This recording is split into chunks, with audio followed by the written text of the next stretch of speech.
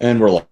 Welcome back. This is a Heartsfire Saga one-shot. That's actually part of a two-parter. The follow-up game will be Friday night with a different cast of players. This one is called Trials Ending and Service Begins. The cast today is a group of Padawans who are about reach their knighthood. They've just completed their various trials. The characters are made with 150 XP. They've got a basic lightsaber of some variety, and then 3,000 credits for additional gear.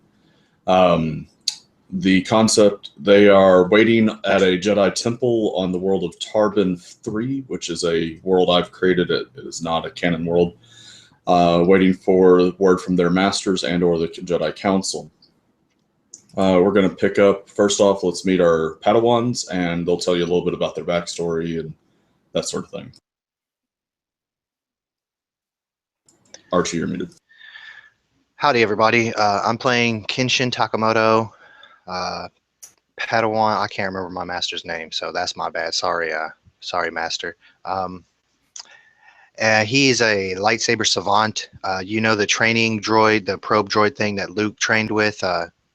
Basically, I got addicted to it as a youngling and train with it. I still train with it all the time. Like I have it, I carry it with me at all times in my backpack. It's like my favorite thing to do the reflecting remote droid training. So it's like that's me. I'm addicted to the lightsaber. On my quest for my crystal, I had strange visions of the past that tie me to a line of Jedi Knights. My ancestors are in the soul of my blade. And yeah, for my trials, it was a lot of trying to teach me to not use my lightsaber to solve problems. So it's still a test for me, but I have learned to not just whip it out at every occasion, even though that's difficult for me. So that's Kenshin Takamoto in a nutshell, and I'll pass it along to the next guy. Hello, my character is Jin Lee Ulrich, and Jin Lee is a young Padawan, and her trials, basically she was out on a ship, and the ship got really damaged, and she was able to fix it up and get everybody out of there, get everything up and running again, unexpectedly. She is kind of a jack of all trades. In other words, she does have some lightsaber skills, and she is a lot tougher than she looks. But she's got this feel for trying to fix things and trying to blend into situations and always looking for the angle to get in and out of situations.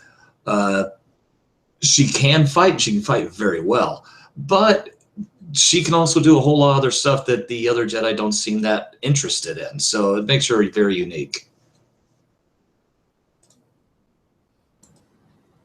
And Chris. Alrighty. I will be playing Talon Reth, the Jedi Mystic of the team. Talon was kind of just taught by Master Rangoa. I believe that's how you pronounce it anyway. And his master was more of a healer type. So he obviously went more towards the Force for what he does.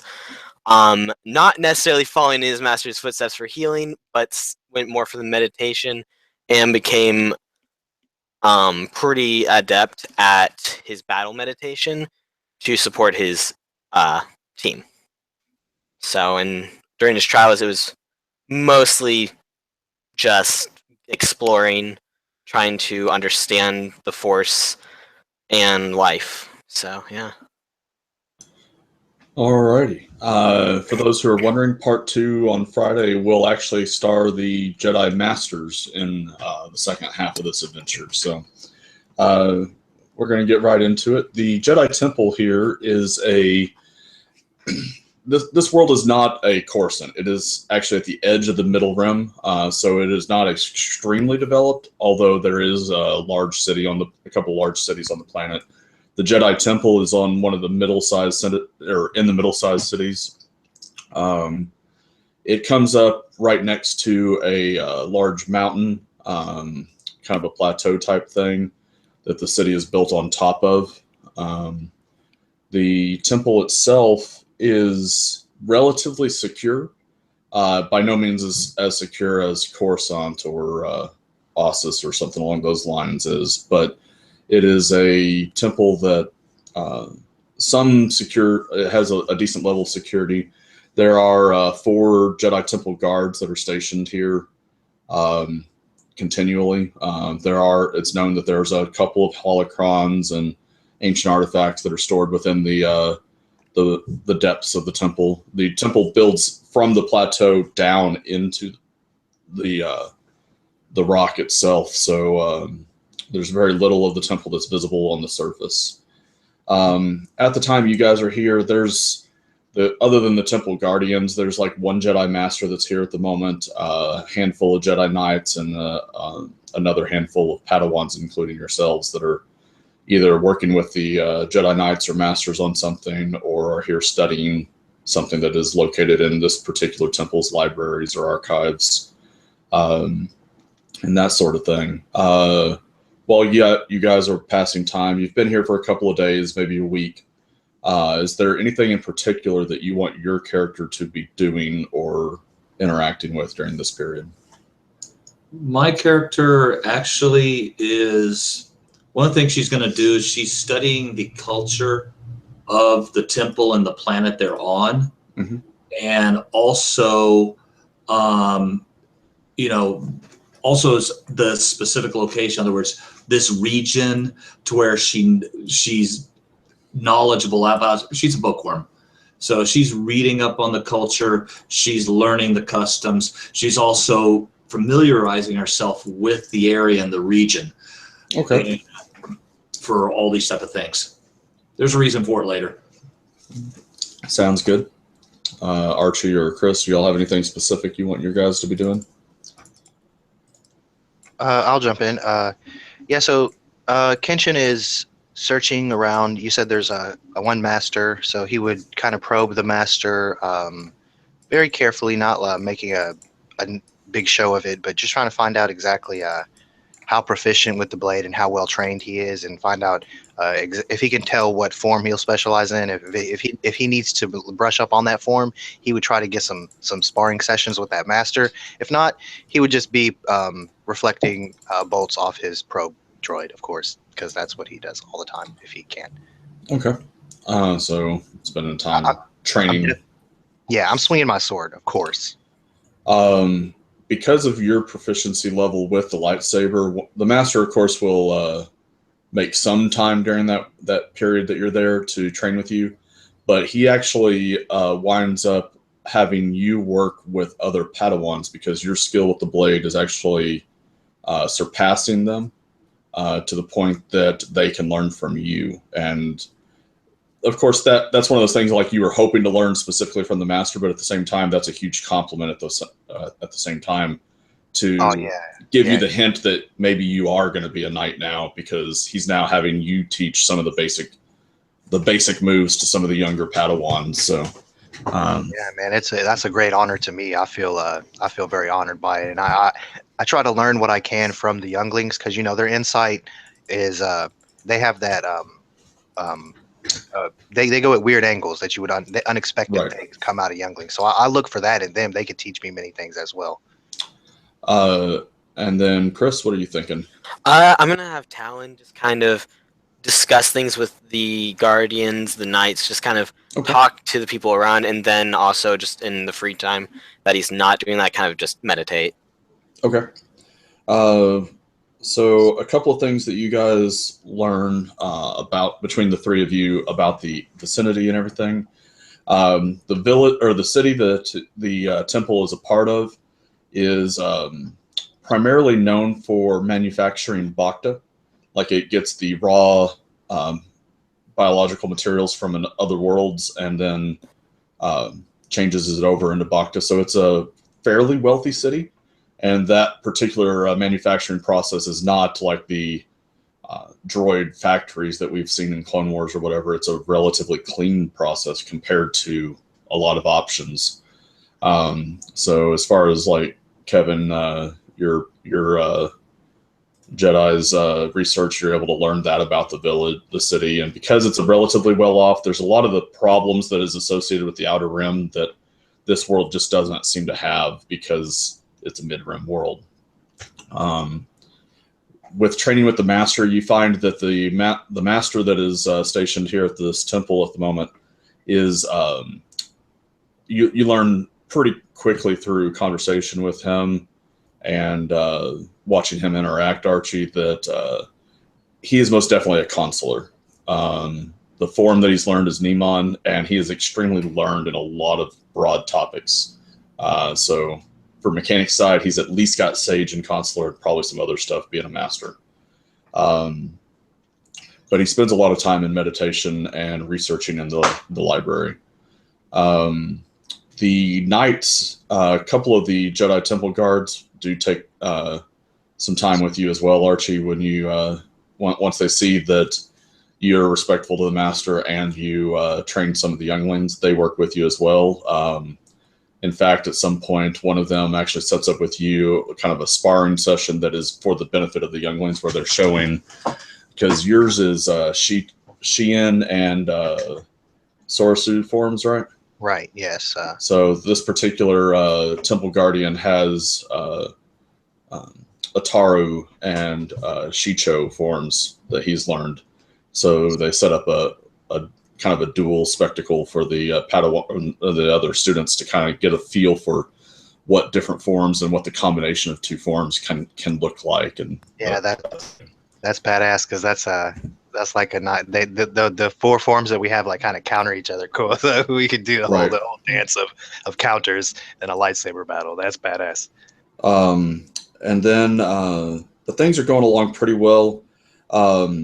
This temple is relatively unknown throughout most of the galaxy. I mean, we're in the height of the Republic, where there's dozens, if not hundreds, of temples throughout the galaxy. So, and then there's Jedi enclaves on top of that. But this one is relatively small. You do pretty regularly while you're here, you'll see one of the Padawans or one of the knights walking with people from the village or someone who's journeyed from out of town to look at something in the archives. There is a secure area that one of the temple guards is always at the door of this one particular area. And then basically the four Jedi Temple guards are kind of in a cycle where one's guarding the secure area, one's kind of patrolling the grounds, and the other two are off duty at any given moment. And they kind of cycle that way. So it's obviously security is an issue, but it's not the biggest issue that this particular temple is dealing with. And when you guys have been there between 3 days and a week each, you hear, we'll say that at the time this happens, Chris, your character is like out in the yard, kind of meditating, listening to the sounds of lightsaber combat instruction, where Archie's actually leading a group of younglings and young Padawans with the blinder helmets and using his training remote type thing and going through the exercises, kind of like how Yoda was doing with whenever Obi-Wan wanted to find out about the Camino planet in episode 2. So that kind of class is going on. Ulrich, you're out in the yard kind of talking with, or just finishing a conversation with one of the locals about what they do and how the production of Bacta impacts the society around here and things of interest and that kind of thing. When the person you're speaking to gets a comlink message, and you overhear them speaking to someone and said that they're getting a ship coming into the spaceport that has a distress signal going, and that so this person is making a run for his speeder. You know that the person you're talking to is part of the hospital staff at the local hospital, and he's responding, trying to find out whether or not they need him at the spaceport, or if they're going to deliver whoever's there to the hospital. He's trying to figure out where he's going. I'll jump in with him. Okay. doesn't seem too surprised by that. And actually, as he's running, he calls to one of the Padawans that you realize because this Padawan's been here much longer than he's interacted with before type thing. And the Padawan goes running into the temple to let others know of a ship in distress on the way down. Pretty quickly in the process, there are a handful of Padawans that load up in various vehicles. And then the Jedi Master and one of the Knights is getting ready to go as well to see if they can be of assistance. Does anyone other than Kevin go to get in the vehicles? And if so, are you guys trying to go to the hospital or the landing pad? I would like to comment to one of the knights as I go to load up with him, and I'll say, is it wise for so many to leave the temple unguarded? He mentions to you that the other handful of knights are staying behind, and the temple guardians or temple guards are here as well. They won't leave the premises during this disaster. Say, of course, you're right. I'll just load up. Okay. Yeah, Talon will go to the spaceport to see what the distress is. So you guys load up between the three of you and the handful of Padawans, the Master and the one Knight that are going. It ends up being about 4 speeders worth of vehicles that are going. The three that the Jedi Temple are taking are all larger vehicles, both for the extra Jedi that are going, but they're also like the equivalent of a speeder van type setup, to where if they need to take supplies or anything like that, they have the vehicle already there to help out in whatever way is necessary. You would see that each of those vehicles is equipped with emergency med kits and a couple of stem packs and Bacta patches and that sort of thing. Medical supplies are not lacking in this particular temple and community, it seems. And I want to make sure that I'm on a vehicle headed to the ship, not the doctor place. I can't do much there, so yeah. Okay. I guess I assume I'm with the team that kind of arrived. Yeah, you guys are all arriving to the space docks in relatively short order of each other. Kevin, you and the guy that you're with arrive first out of the ones leaving from the temple. When you arrive, there are several fire extinguishing droids and emergency personnel from the hospital that are there waiting on the landing pad. And you guys would, as you are all arrive, as the others are pulling up, you can see the ship coming in. It's still making its landing. Like the distress signal was when it was still in orbit type thing. But this is what the ship looks like.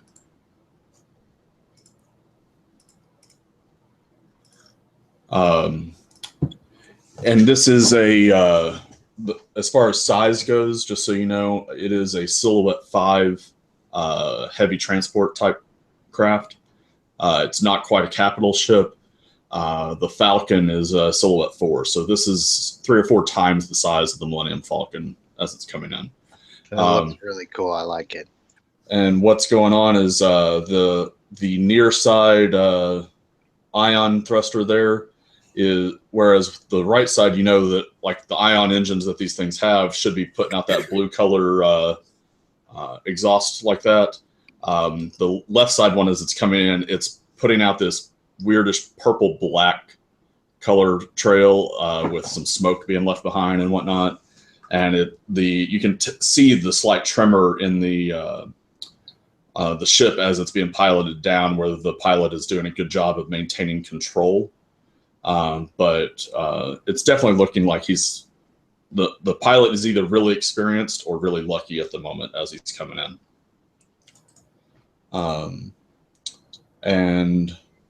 Do you guys just take up positions along the perimeter, or do you specifically go to any of the other emergency personnel to help out, or what?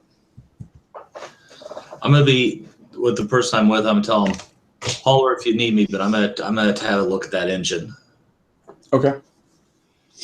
All right, Chris. I have to wait for it to land. I know. Right. Talon's gonna go up to one of the emergency responders and try and figure out if there's any more information to know. and what he can do to help. Okay. And Archie? I want to head to the master, or the most sensitive person in the force, and I'm gonna because I'm not good at that, and I'm gonna try to meditate as well as I can, and I'm gonna say, should we try to tell exactly where the ship should land and meet it there?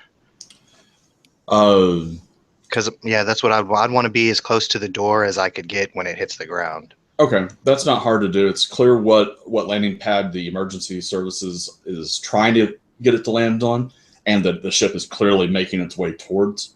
And until you get to the last moment, you're not going to know if it's actually successful at landing at that pad, but that you can tell where they're setting up for. And they get some of the emergency response gear out, but they don't unload all the different vehicles and speeders and everything because they don't know if the ship is going to drift off course at the last moment. So some of them are staying geared up to move just in case, while some are ready to respond to the instant it touches down. The responders and you guys have been there for about 2 minutes whenever it finally does touch down, and the pilot manages to land at least on the landing pad, although some emergency responders and a couple of you guys even have to scramble at the last moment as it kind of leans to where it's just barely on one side of the landing pad. So it's not a perfect landing by any means. As you guys are waiting for it to land, each of you will learn different bits and pieces of information, but I'm just going to, as information's coming in, the responders are shouting things to each other. You find out that this ship was transporting 3 patients that were in stasis for an experimental procedure with a new Bacta strain. So there's stasis pods that may or may not be offline with patients that could be in critical life support conditions. There's also supposed to be a crew of 5, but that something went wrong in the engine compartment. There's also a handful of medical droids and small repair droids that are expected to be on the vehicle. I'm going to, as I said, when I get down there, I'm going to use my mechanic skill on the engine. Okay. Well, as soon as it lands, you move in there. So do several fire extinguisher droids and the equivalent of a fire truck, basically trying to get that engine cooled down as quickly as possible. They're assuming it's an overheat type situation. That's the reaction that they're having to it. And while that's going on, the front ramp slides down, and the Jedi Master and the Jedi Knight, as well as the other 2 of you, if you wish, and some emergency responders are there immediately on the ramp as it descends, meeting you guys, those that are going up the ramp coming down. There is an astromech droid that is warbling, and he's got his little claws out. And he's clearly in panic mode, astromech style, trying to tell everybody what's wrong with everything at the same time and not really making a whole lot of sense in the process because of everything going wrong. The responders, though, they go to meet, and as they head into the ship, I know Kevin's working at the ion engine. Once you get in the ship, where are you guys making your way towards? Are you following people towards the medical bay, the engineering compartment, the flight deck, or somewhere else? Yeah, I'm not going to be much help at the freezer compartments, so I'm going to head to the crew place or the bridge to see what happened to the people who we knew were okay here and check on them. Okay. Seeing him go that direction, Talon, even though he has no medical skill, will go to help out in the medical area, just to make sure that everyone's not in a bad situation. Okay, so you're heading towards the medical wing, and Archie's heading for the flight deck, and Kevin is checking the engine. If each of you would make me a difficulty 2 with 2 setbacks due to the chaos of the situation, perception check, just to see if you pick up on anything specific as you're moving about the various areas. Okay, and I get to take off 1 setback. I said. Well, at least one of us is proficient enough. So Archie got 3 successes and 3 threats. Chris, we're gonna just say that you and Kevin, y'all are gonna take 1 strain just from the stress of the situation as you're running to help and that kind of thing.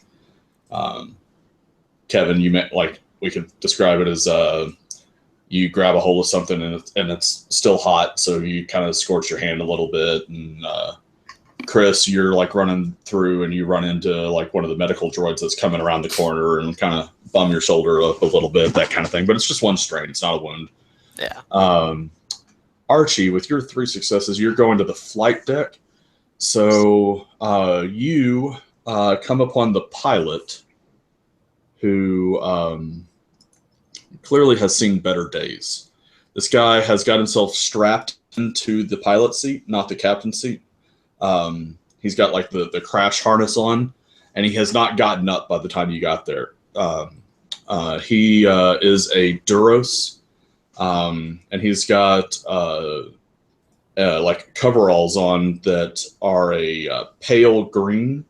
That one of the symbol on the chest that shows like the company logo type thing.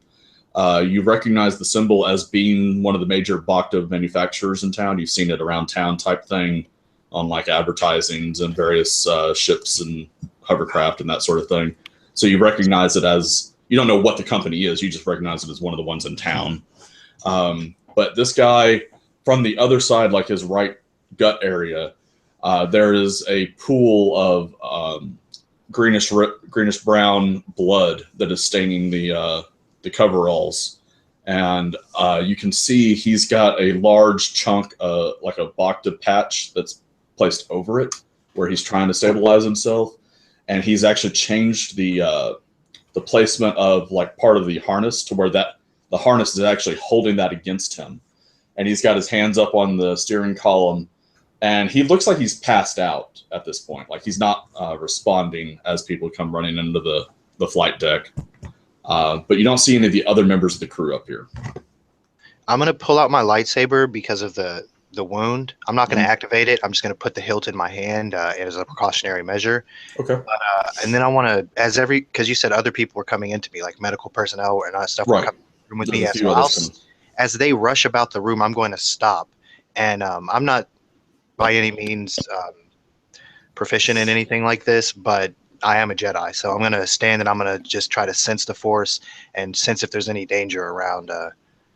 Okay. As soon as they get him up, I'm going to go start talking to him. But I'm going to take this moment as they fill in the room and take care of that to see if I can feel any presence. Do you have sense or foresee? No, hell no. I don't. Okay. Then just roll me your Force die, and let's see if something cool happens.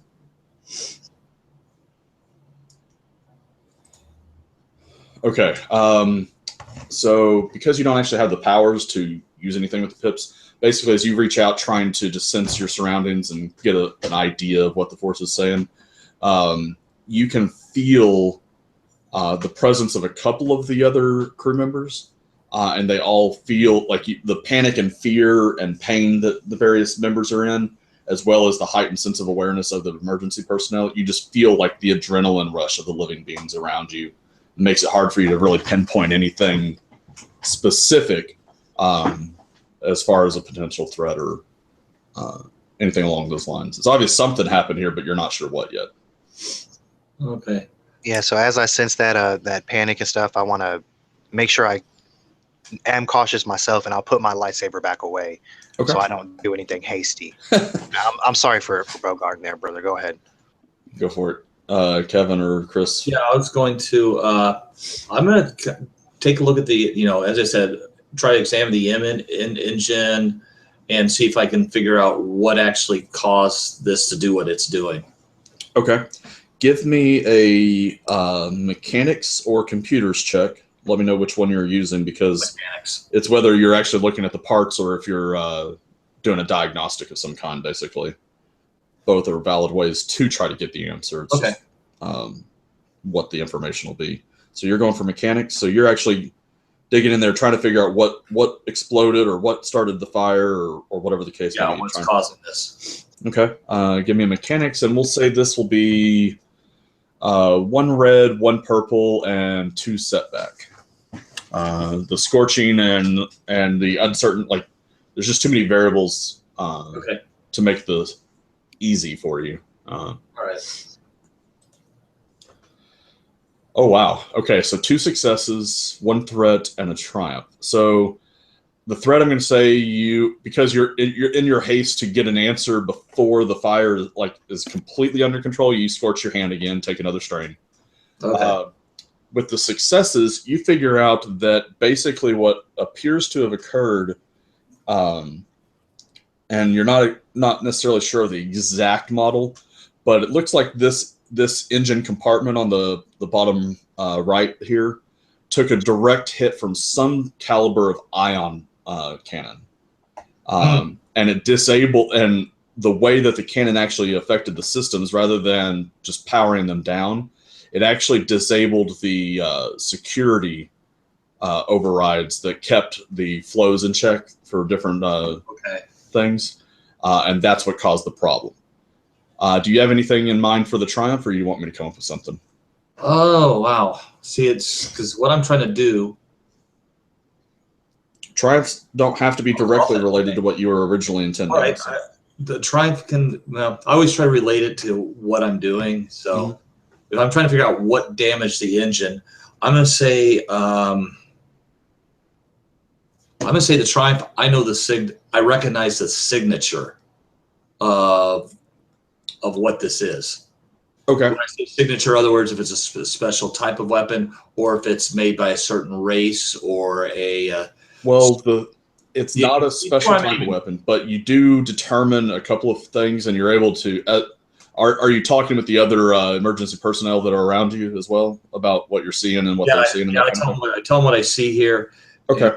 So basically, you're able to help them determine that the weapon that caused it, you aren't able to narrow it down to a specific model of weapon, but you are able to narrow it down to a specific class of weapon. And it's an ion weapon that would have come from either a fighter bomber, something in the, we're 430 years before the Battle of Yavin, so it's not this particular ship, but something in the class of a Y-wing, or a very, very small freighter, the type, like a shuttle type craft level of transport. So you're talking about a smaller class of ship, which narrows it down to pirates or patrol craft of some variety, basically.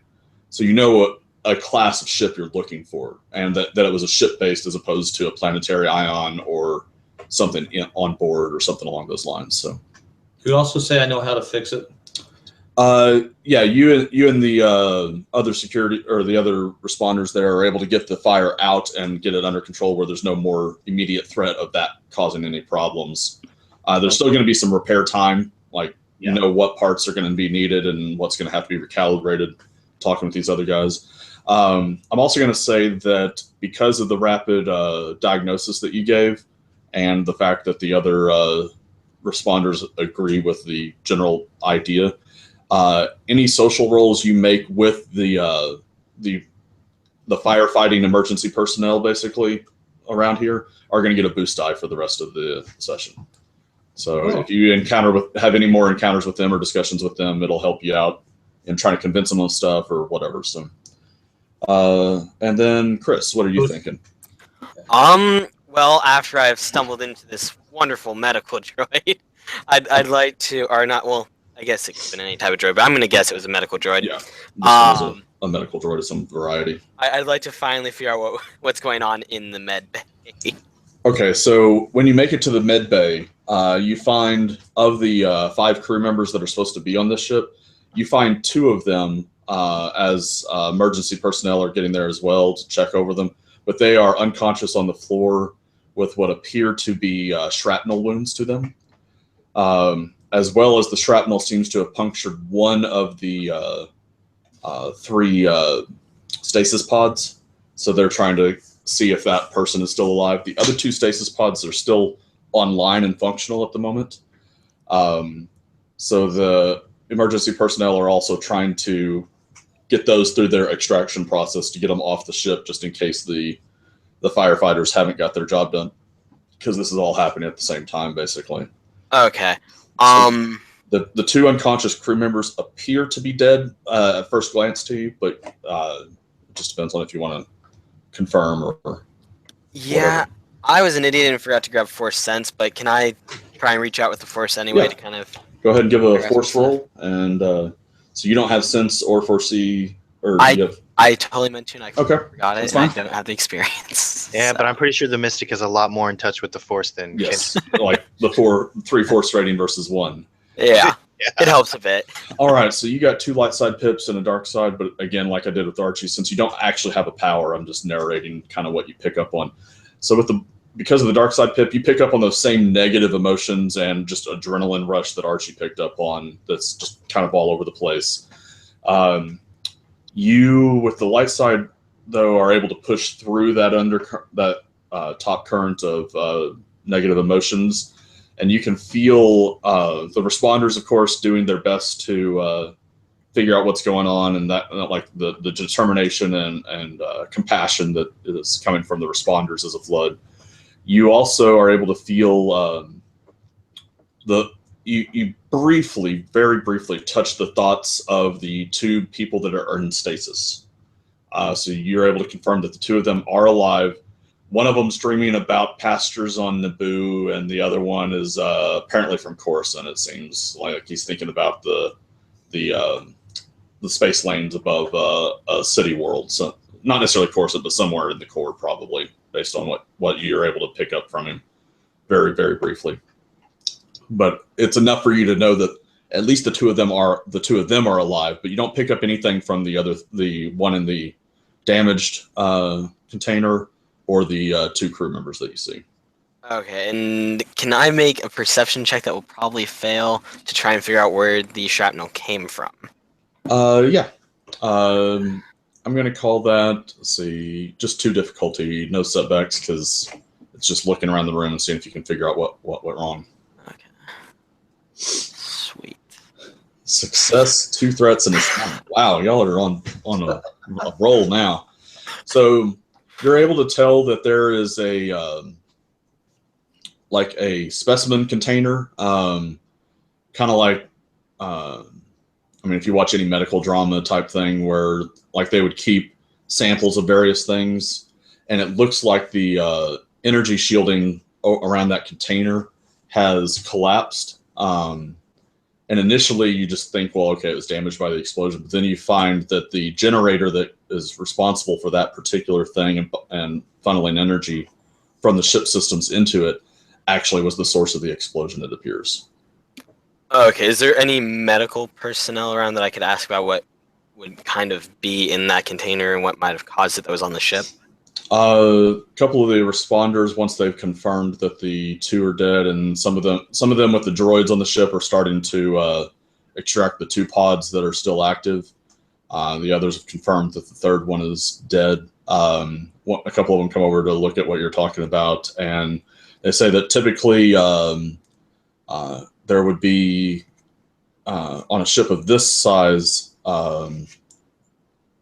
It would mostly be used for transport unless any of the crew members or the patients had ongoing medical conditions, in which case it would be stocked specifically with the drugs they need for whatever conditions they have. But normally it would just be for transporting supplies from one place to another. On a larger class ship, they said that it would probably be full with the medicines that different crew members actually need. But because this crew is relatively small, you wouldn't expect that on this particular ship necessarily. Okay, so there might be some missing drugs of some kind. Right. Okay.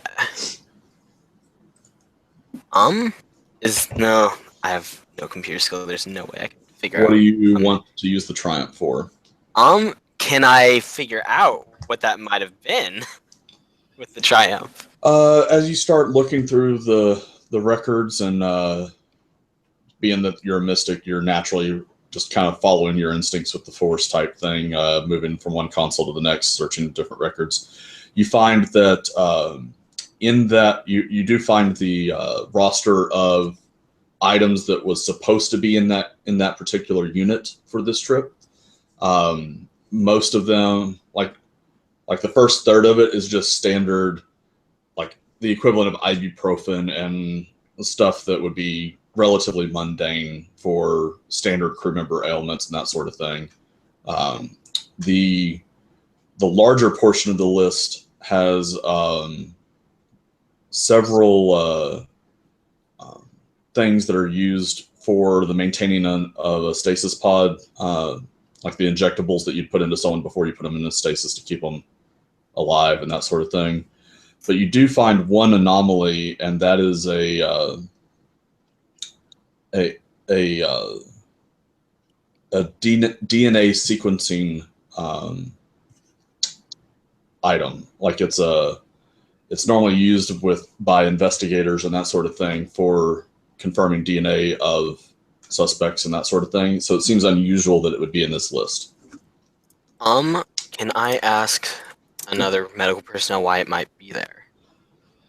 The guy that you're talking to says, well, I mean, they could have just been transporting it here, or it may have been holding data that someone thought would be relevant to one of the 3 guys in the pods. I don't know. You'd have to ask some of the higher ups that they were planning on meeting on that regard. Okay, and then I also want to ask if it has been found at all. Based on the blast and the shrapnel, it does not appear that much, if any, of the ingredients that were in this unit will be recoverable. It looks like they were part of the blast, basically. Okay. The containers they were in and that sort of thing are part of their shrapnel that have killed people. So we'll go back to Archie now, since he was the last one we dealt with up on the bridge. If he's there still. Yes, sir. So let's have they roused the Rhodian, you said? No, not Rhodian, Duros. Duros. I get them mixed up. They're the smart kids. Kind of, yeah. Rhodians aren't the most cunning, but yeah. Anyway. Yeah. Or no, they are cunning. They're just not that bright. Anyway, so the Duros, they get him. They basically get him out of the chair and laying flat, and get the Bacta patch that he had on his gut off and get a fresh one on, type thing. They inject him with a variety of anti-infection drugs and that sort of thing, basically the equivalent of a stim pack, and he kind of sort of starts to come to. And the one of them asks him, do you know what caused this? And he kind of mutters something to the effect of unknown classification of ship attacked us as we came out of hyperspace. And then he kind of blacks out shortly thereafter. So they got a story, at least, to look into. Did the master come in here, or one of the knights? The knight went to the engineering area, and the master is you're not sure exactly where he went. One of the other Padawans is here with you. Actually, a couple of Padawans are in each of the areas. The knight specifically went to the engineering area, though, and the master is kind of doing the roaming the ship sage thing, looking at the various systems. I'm going to speak to, because you said there was a couple of Padawans here, so yeah. There's 2 at least, so I'll talk to one of them and not tell the other, the one that I've closest to spatially, and I'll say, I'm worried for the temple. Let us return. And I'm going to head out and try to find, because that was my first instinct, was that we shouldn't have all left the temple. So now I'm like, I have to get back to the temple as fast as possible. That's what I'm thinking in my head. And as I leave, I'm going to purposefully kind of let my anxiety out through the Force to try to attract the master. Okay. As you are stepping off the ship, you can see the bustle of emergency personnel. You can see, like, you actually end up kind of getting stuck in the hallway for a moment as one of the pods is moved down the hall from the medical wing out the ramp to transport to take it to the hospital type thing. And as you are making your exit, and by the way, the 2 in the pods, one of them is an Ithorian and the second one is a human. Kevin, typically, if you knew more about the ship, you probably could, but you don't know enough about it yet to use that. But Archie, as you are kind of exiting the ship and trying to get a beat on where everyone is and get back to one of the speeders to make your way back to the temple, you see a speeder, like just the land speeder style that Luke drives in Tatooine, like one of those old just two-seaters type thing, pull up at the edge of the like barricade of emergency services personnel, and you see someone that's in a like a dark green, almost emeraldish color Jedi robe step out. It's a very unusual choice of color, but like the cut and everything makes you, he seems to be the Jedi type. And as he steps off, gets out of the speeder, like doing the whole leap thing, he pulls the hood back, and it's a human male, clean cut crew, like style cut, black hair. And he starts making his way through the line, and you don't recognize him, but like the cut of his robe kind of. Question for you. I assume I see from where I'm at. I see this going on because like when you look up from your repair work and diagnose, like once y'all get the emergency taken care of, you're like, okay, this is what parts we're going to need to be able to fix this and that kind of thing. And basically, your job's done at the moment. Now that y'all got it under control and got a list of things that they're just going to have to go find the parts in order to get it any further type thing. So, but yeah, you can see that as well. Okay. I'm curious. Let's see.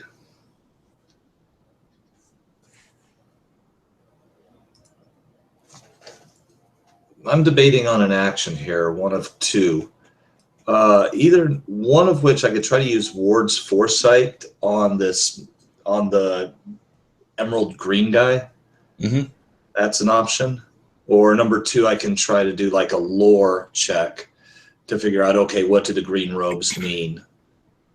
Yeah, let's go with the lore check first, because that may provoke whether or not you want to actually do a 4C. This will actually be difficulty, I'm going to call it difficulty 3. It's not the most common bit of knowledge, but it's not, I mean, you're Jedi, so if anyone would know it, it'd be one of you guys, possibly. I don't think I get a boost on this one. But No. Wait, do I? Well, unless you've got something in your talent tree or whatever, but... That might be. Hold on, let me look. I'm not... No, no, I really don't see anything that would really work for that. Okay. All right, straight roll. Did I roll? Yeah, I did. Nice. It's not showing up for me yet. Huh. Didn't show up for me either. Hold on, let me clear the results real quick. 3 difficulty. Okay, let's try this again. Why am I not rolling? You did that to me earlier. I had to refresh the page. Right. What's your dice pool? Let me see if I can just roll it. Let me try again. 1, 2. 1, 2, 3. Roll it. It doesn't. What is up, Over? What's the dice pool? I'll roll it, and you can refresh your browser real quick. Oh, you mean get out, come back in? Yeah. Yeah, Okay. that's what you have to do. It's happened to me before as well. But how many green and yellow dice do you have? Oh, wait, there is something I can use on this. Aha. Okay. Okay. First of all, it would be 1 yellow and 2 green. Okay. And I'm going to use the Insider's Guide to gain the automatic advantage.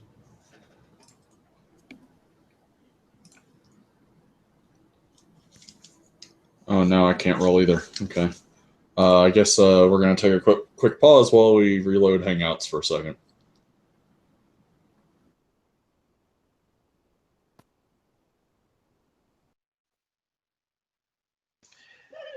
And we're here. It's the Kenshin and what's your character's name, bro?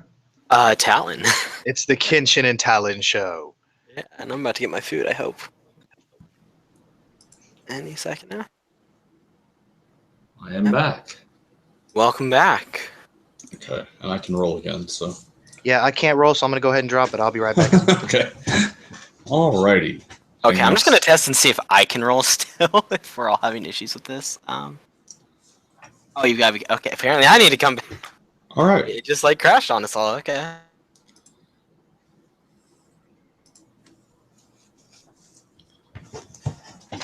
All right, Kevin, is your dice roller working for you now? Hold on.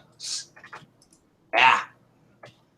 All Last time right. it worked, it just refreshed. So I'm gonna hope it works.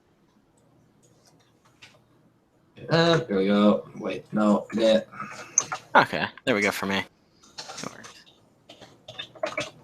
Love technical issues. I know. I'm trying to get this. Here. Yeah, there's that. There we go. Oh, I like that. Nice bright green. There we go. Yeah, that's almost annoying. Bright green. Okay. You had 1 yellow and 2 green. 1 yellow, 2 green. Actually, you know what? I can probably roll it right now. Hold on. Where to go? Where to go? Okay. War. I'll add the advantage in. Okay. 2 green, 1 yellow, 3 purple. Roll it. 2 successes. All right. So you know that the emerald green robes are, there is a particular sect of Jedi that are from the Corellian system that often wear that shade of color.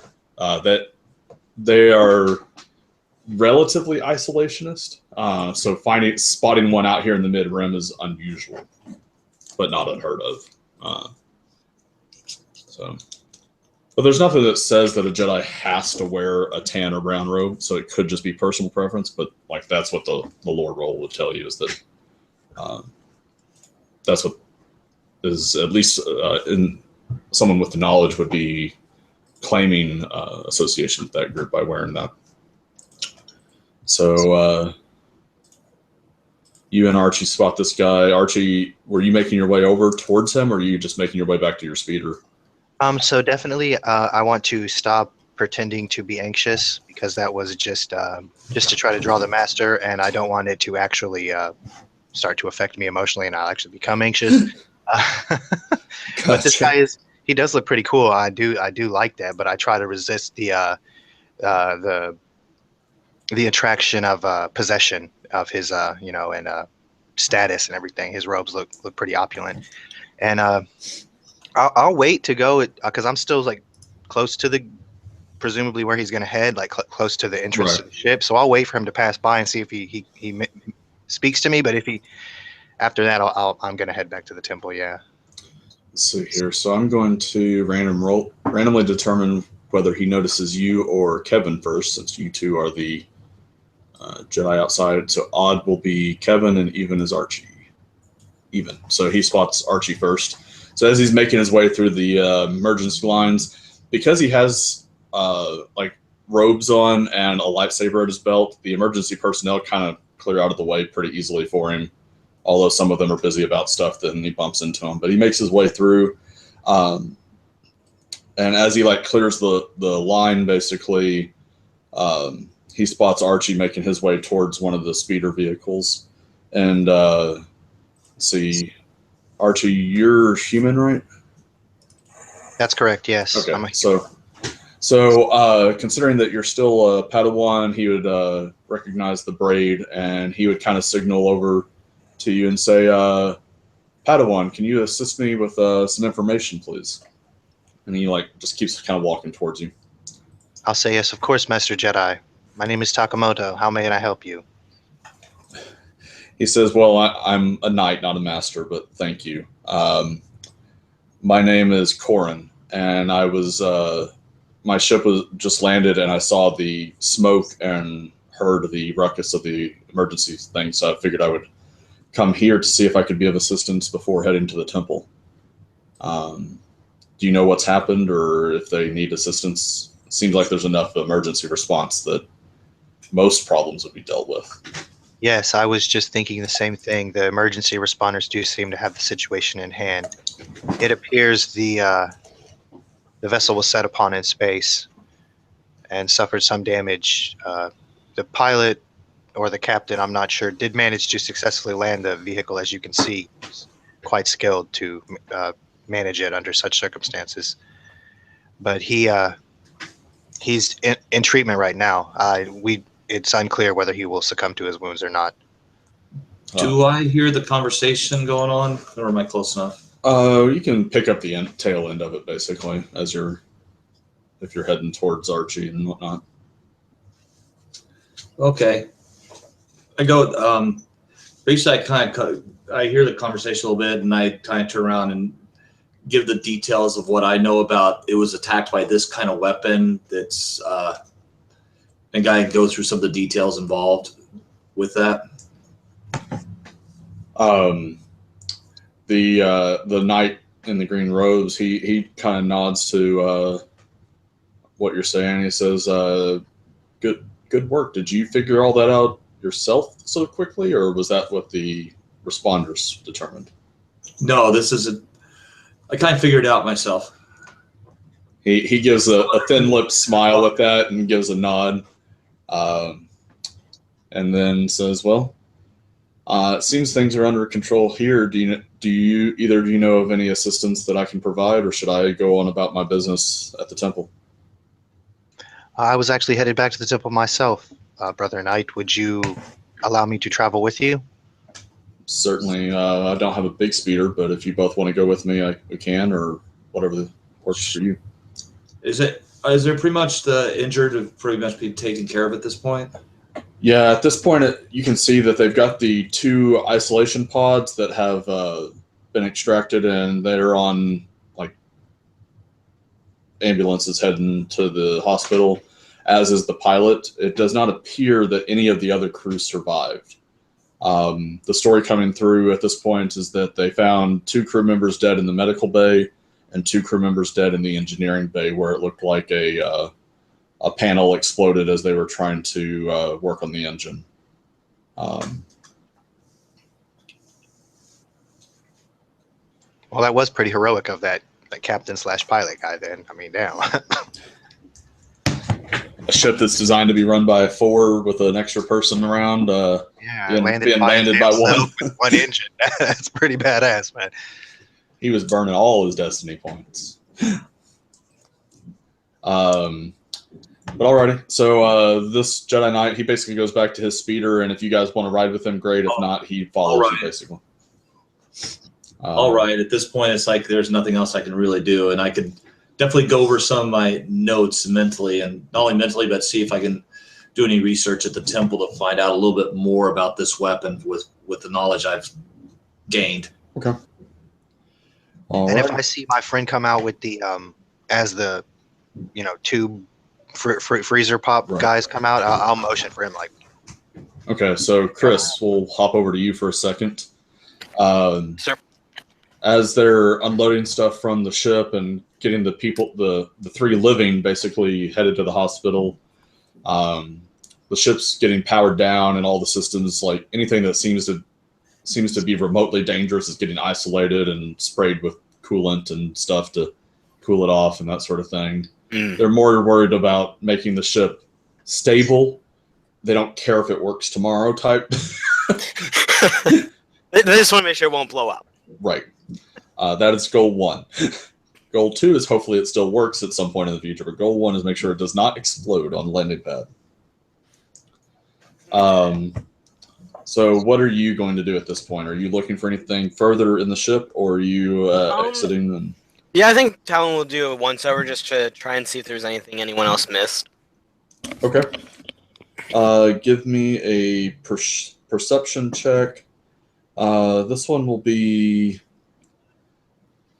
because of the chaos of the situation where everyone is rushing around, moving things and whatnot, this is going to be, it's only going to be difficulty 2, but I'm going to upgrade that by spending a point. So it'll be 1 red, 1 purple. But because of all the chaos and the movement of things around, there's going to be 4 setbacks to uncovering something significant that hasn't already been found by someone. Okay, and I get a -1 of those setback. I don't remember why. I have one of the things that allows it. Seers do that. So, wow, actually pull it off. A success and a threat. Okay. So as you're kind of walking through, giving a once over before exiting, something does catch your attention. As you're looking over the engineering compartment where they said the 2 remaining crew members died due to a panel explosion, you realize that there were 2 panels that exploded, not just one. Probably the first being whatever caused the initial damage to the ship, and the second being the one that killed them. But as you start looking it over, you notice that the first panel does not look like it actually overloaded. Okay, so it looks kind of like an explosive set it off, or you think it was actually physically manipulated in some way. It's hard to tell exactly without getting some handheld scanners and that sort of stuff out to pinpoint exactly how it was manipulated, but something about your instincts just kind of tells you that this was not an overload that caused this. There was something else that happened here. Okay. Okay, after discovering this, and he didn't find anything else, just that, I'm guessing. Yeah. Well, I mean, the rest of it was stuff that people are already talking about. Like, that was the only thing you noticed that wasn't already reported. That no one else seemed to have picked up on, or at least not reporting. Now, the question is, do you report it to anyone immediately, or do you keep that to yourself for now? Is there anyone of importance around other than just like simple technicians and stuff, or is everyone right now? There's just cleared technicians, ambulance workers, that kind of thing. It doesn't look like the investigators are on the ship with you at the moment. Like, they've all kind of got out of the way while the emergency responders did their thing. It seems that most of the Jedi have already left the ship on their way out to check on things outside the ship and to make their way back to the temple if everything's under control. So there's not a readily obvious choice for you to report to, but it's just a question of what do you want to do. I will point it out to one of the techs on board, and then I would depart the ship to try and find someone actually suitable to inform.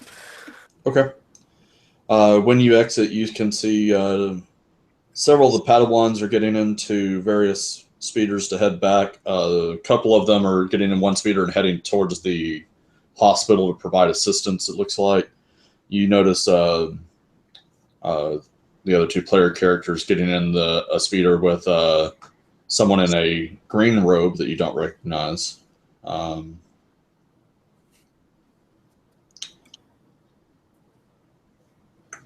You see the master is he's talking with one of the city officials, it looks like. Yeah, so. Okay, well, he'll go over and to the master then, but obviously wait for him to finish his conversation because he'd hate to interrupt. Okay. Takes a few moments. At that point, the other guys, y'all are on your way back to the temple. Obviously, he's not going to be riding back with you if he's waiting to talk to the master. It takes a few moments before the master wraps up or gets to a pause point in the conversation that they're having about the incident, and he turns to look to you. He doesn't seem to, in the classic sage way, he doesn't actually ask you what you're there for. He assumes, he just kind of looks at you and quirks a brow, waiting to see what your response is or what you think you found. And at that point, I would probably inform him of both the scanner and the fact that I believe the console was almost sabotaged. It was definitely physically damaged. It wasn't an overload. So I would definitely inform him of my suspicions. Okay. He thanks you for reporting your insights and trusting your instincts, and that he will let the investigators know that they should do a thorough scan and inspection of that particular panel. Okay. All right. So then, after that, are you going to go to the hospital or back to the Jedi Temple? Back to the temple. Okay. All right. So you guys, we'll hop back over to the other players for a second since they're going to arrive back to the temple first. What are you going to do when you get back? I'm conversing or trying to converse with the Emerald Jedi, as I believe I'd refer to him as. Okay. You saw what I said. It's like, so I'm like, oh, so you're one of the Corellian Jedi. He nods a touch. He said, "Well, I personally was not born on Corellia, but my father and grandfather were, and it's been determined that I have the Corellian heritage." So I understand that you don't actually. So I understand that the Corellian Jedi don't actually. They recognize the Jedi Council, but they don't really follow it. Not to mention, you don't follow the same attachment rules or any of the same things we have to do. I just find it fascinating. He says, eyebrow raises as I hear that shit. he says that is not exactly the case. He says that actually it comes from a difference in our connection with the Force than most Jedi. There are certain Force talents and skills that many Jedi find easy that are impossible for us, and we are able to accomplish some things that most other Jedi cannot. And because of that, it changes some of our philosophy as well in regards to things that are affected by that. Yes.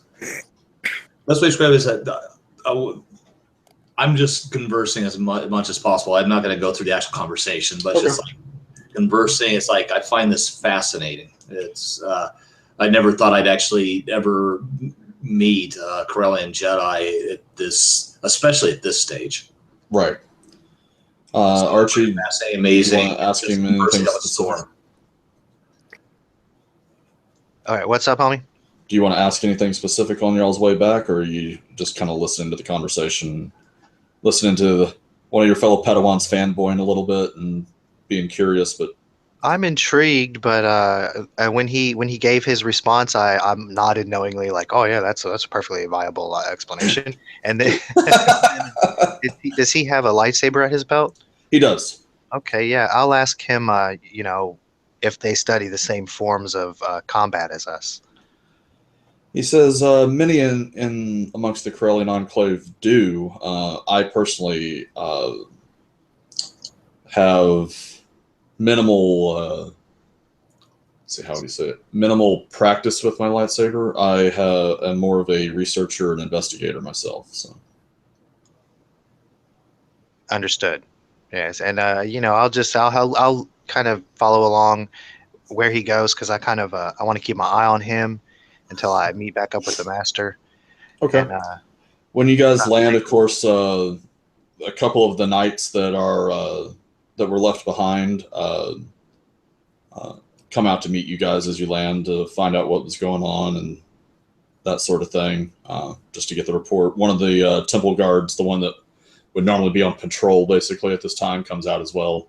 And he's kind of the de facto leader when the master's not present, because he's one of the elder knights charged with the security of the premises itself. Yeah, I'm particularly interested in what he said, what Corrin says his task at the temple is. So I want to stick around at least long enough to hear what that is, if possible. Yeah, he's not. He doesn't seem to be being very secretive about it. He produces a data pad that says that basically, like, he gives it to the temple guard that comes out to meet, and says that I've been instructed by Master, and he gives a name that doesn't necessarily mean anything to you guys, because this is the time when there's like thousands of Jedi out there, dozens of masters across the galaxy, most of them you've never heard of. He says he's sent me to research and access Master Ty Loren's holocron, and in relations to the research that she uncovered regarding metachlorians and healing properties and force connectivity,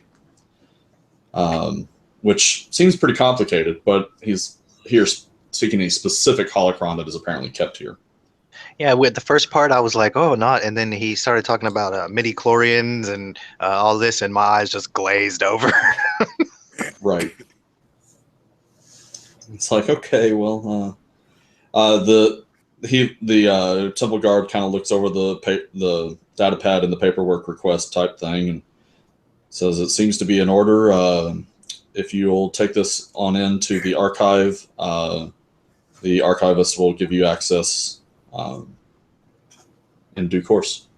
I'll say I can lead you, Brother Knight. Okay. He thanks you for the offer and lets you lead the way, basically. Great. Now, do I actually know the way? Because I was just bullshit trying to stay with them.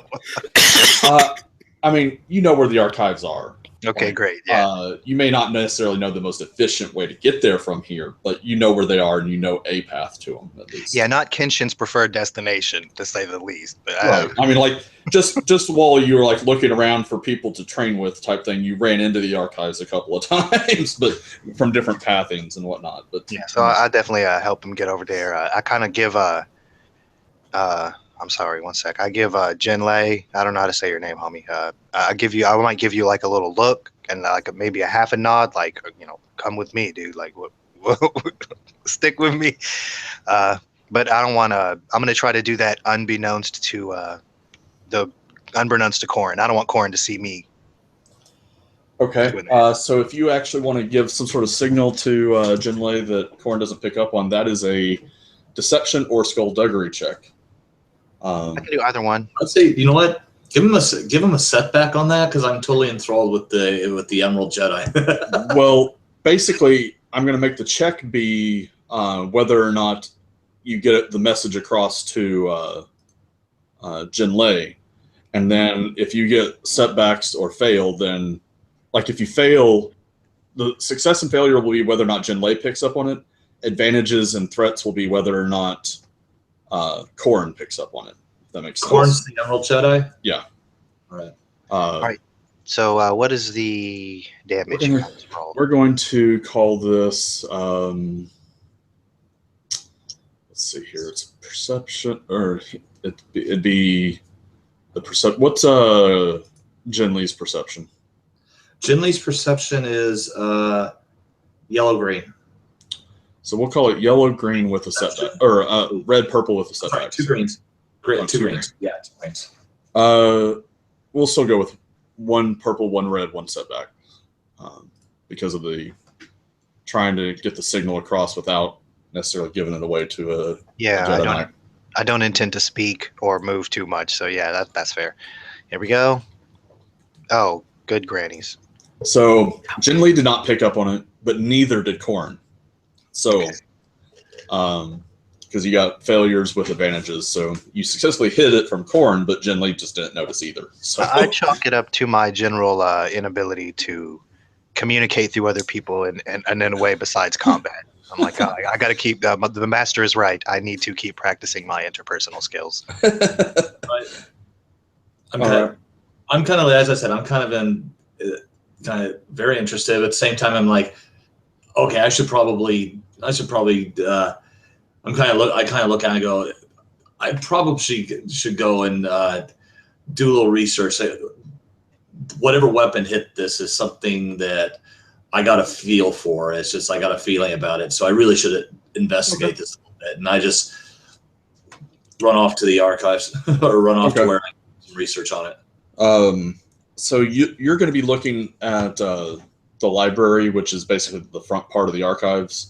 Like you go through the library to get to the archives. Yeah. The library is where you get access to the holonet and stuff like that to do the research you're doing. So in other words, the library is actually a better spot. Yeah. The archives is where like the artifacts and texts that not everyone gets access to is basically. So we would say lore or education would be the right role to use? I could see it being lore, knowledge warfare, or computers that you're using. Any of the three based on... I'll go with lore. It's my best one. Okay. Once again, I'll pull that boost in for the... what is it? That or the advantage from whatever it was you got? No, well, I know it's only been talking to... what was it? The emergency responders. The triumph you rolled earlier. I might be able to pull a second. Not the etiquette guide. The oh god, which piece of equipment do I have? Insider's. That's not necessarily going to help you at this point because you're actually accessing the library trying to find information. So, all right. Basically, what I'm going to do is finding the information that you want is actually going to be a difficulty 3 because it's a very specific classification and style of weapon that you're trying to find. But because you have access to the library, you're going to have 3 boost dice. But because you're looking through so much data, you're going to have 3 setback dice as well. Okay. So it's one of those things that the library, because it has access to just so much information, is a huge boon and hindrance because depending on how you search, and that's why boost of 3 total. Okay. Yep. 3 boosts, 3 setbacks. So. And the boost showed up. I'm going to take back. By the way, how do I get strain back? Because do you just get that back automatically with the cool, even though it's technically not an encounter? Yeah, we're out. Basically, you could use the 2 advantages to do that at this point. So, to recover 2 strain, and then, all right. So you got failure. So you don't find any more information about the specific weapon you are seeking. The triumph, though. Is there anything in particular that, information-wise, or something you want to introduce to the story with the Triumph?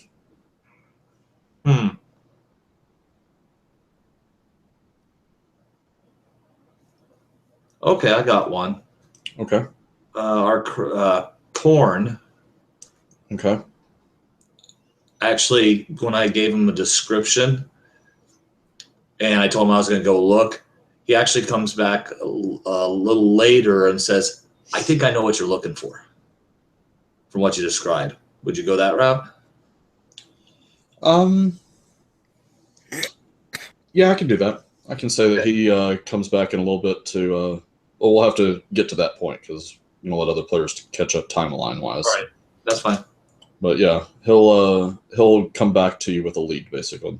So can you give me about a minute or 2 and go with the other guys? Yep. We'll move with the other guys for a bit. All right. So, Archie, are you just going to lead him to the archives, or are you going to stick around and? No. If when we get to it, I would say, excuse me for imposing, if it is, but would it be possible for me to accompany you? I would be grateful for the lesson. My knowledge in the area is lacking.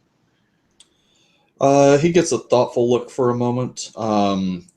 The archive, like the administrator of the archive, which in this particular case is a droid, looks at you for a moment and basically says something to the effect of, your security clearance does not grant you access unattended.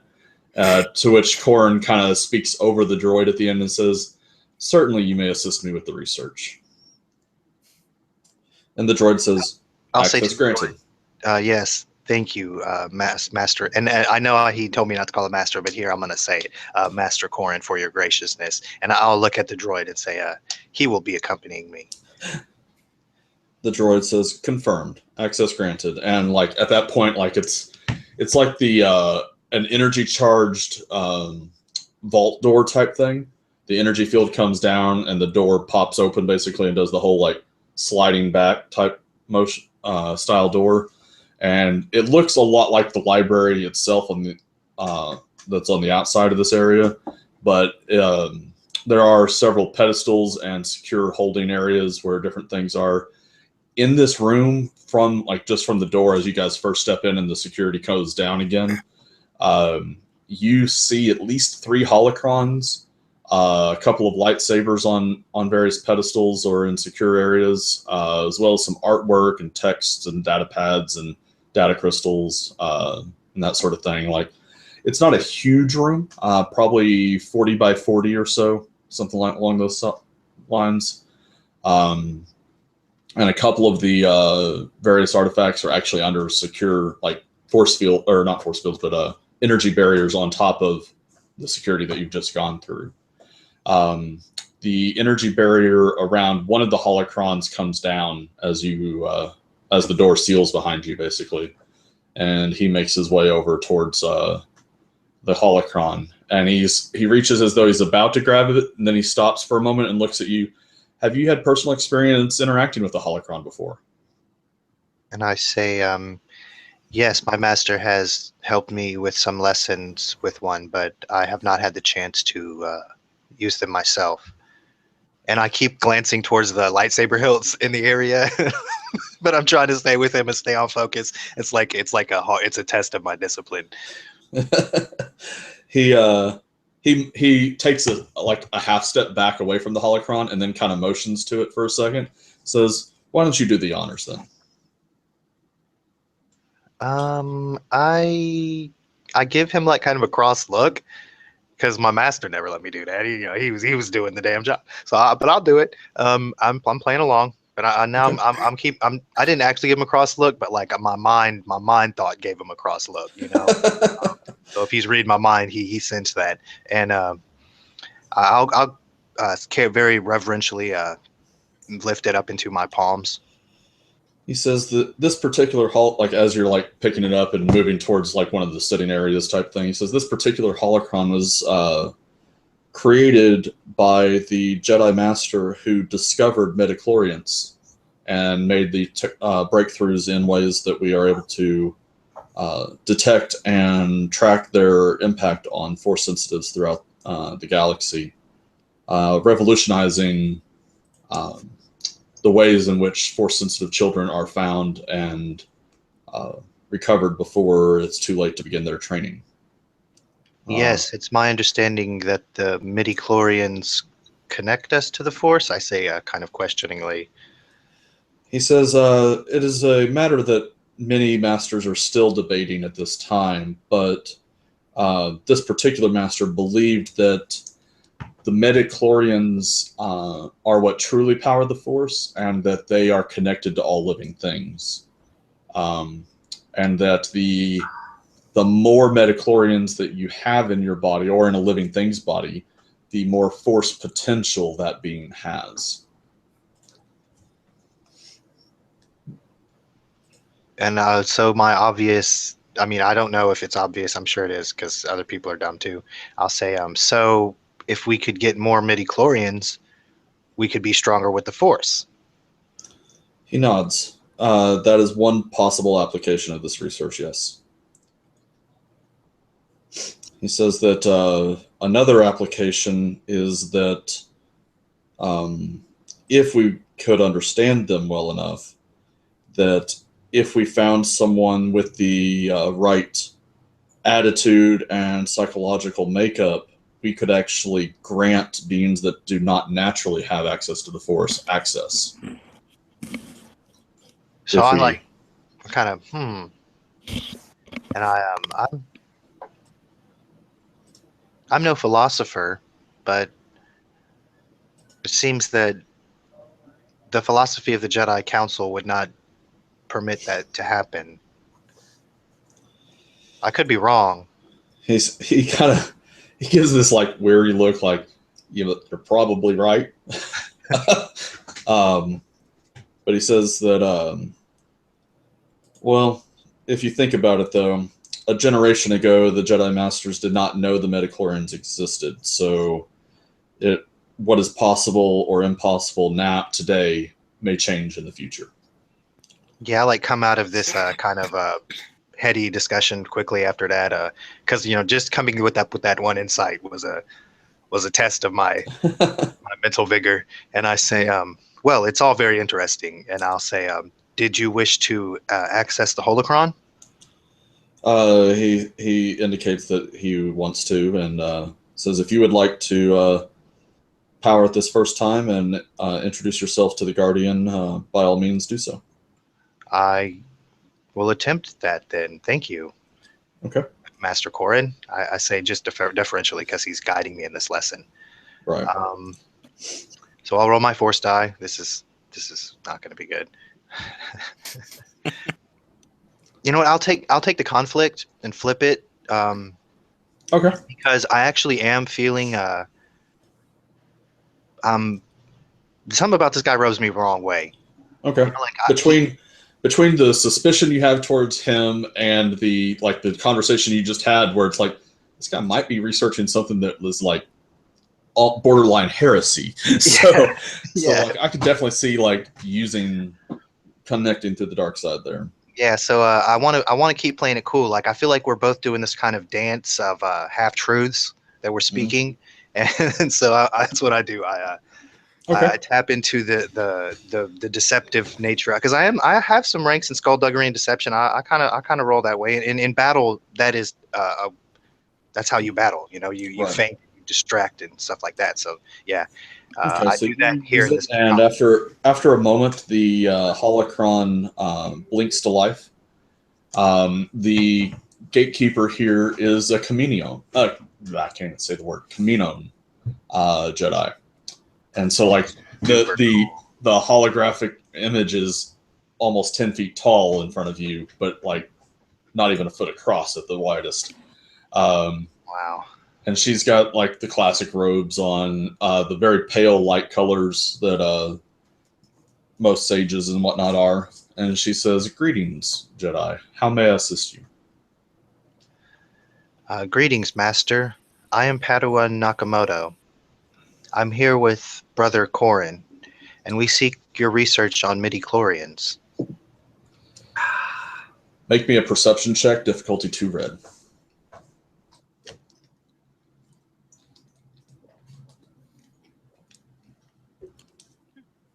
Okay, so you got a success. The force is with me, baby. At this moment, like as you introduce him to the hologram, you notice that the hologram looks where you indicate, but there's no visual indication that the hologram sees him, and that catches your attention. And when you look back, you see him. He reaches up to his wrist and pushes a button on a wrist control of some kind. And real quick, we're going to take a 2 or 3 minute break. I need to use the bathroom with that little cliffhanger. So, am I finna get blowed up, y'all? This man is using me like a little bit. I believe in your combat ability to survive. I'll be back as well, guys. Yeah.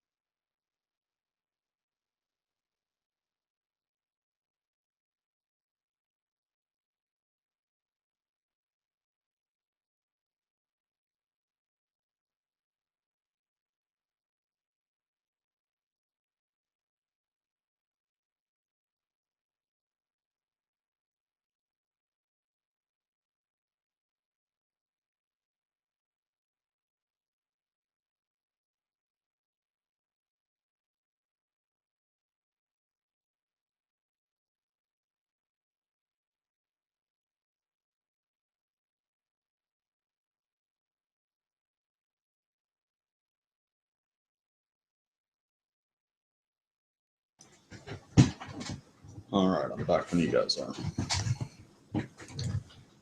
Kevin, I see you're back. Doesn't look like Chris and Archie are yet. I didn't go anywhere. I made my run. I'm here. Welcome back. We're just waiting on Chris. So yeah, that moment would have definitely been a cut to commercial if we were doing this as a TV show. Oh yeah, man, that was an intense scene. It was good. I wasn't around when this happened, I assume so. No, you're in the library outside the secure area. Gotcha. In the library at the moment, like one of the Padawans is researching something, and you see the couple of archive droids that are around as well. Probably like one of the archive droids is helping you with your research at the moment, trying to figure out. I think I've gotten more triumphs in this game than I've ever gotten any time. So, yeah, I've gotten a lot of them. Well, hopefully you haven't used them all up, because there's still stuff to come. Oh, I don't doubt it. Yeah, I felt good about what I was doing. until this moment. Like he got me, man. Like I am not where I want to be right now. Like I thought I was being slick and cool, but now I'm like, oh man, I'm kind of like trapped like a rat. He said he's not good at a lightsaber. Now I'm thinking that was probably some bullshit. Okay, sorry about the delay, guys. Welcome back. Thank you. All right, so as we come back from the commercial break, we're going to like if this was one of the cartoon episodes or whatever, we would have a brief flash again of this green-robed Jedi pushing the button, the look on Archie's face for a moment, and then we're going to cut away to what's going on outside. Our other human, Jin Lee, is working with an archive droid in the library, and Chris, you're on your way back, basically from the spaceport after having reported to the master. You're just getting back to the temple when, the camera passes over the research going on with Jin Lee, and then it comes to our last Padawan, and there is an explosion in the distance from the area of the spaceport. And it is a large explosion, like to the point that the lighting fixtures inside the temple rumble a little bit, like there's a brief earthquake type thing. In the library, Jin Lee picks up on this, the slight shaking of the light fixtures, and like the terminal you're working on gives a brief power fluctuation, like flickers for a moment. And to which the droid says, "Well, that is unusual." Okay, so yeah, I'm guessing since I'm all the way back at the temple now, Talon won't really notice anything other than the explosion. So I guess I can't really do much with perception at this point. So he'll just stare at it momentarily and see if he can feel anything through the Force again, to see if there's any ill intent and if he can try and follow it somehow. Okay, go ahead and roll your Force rating.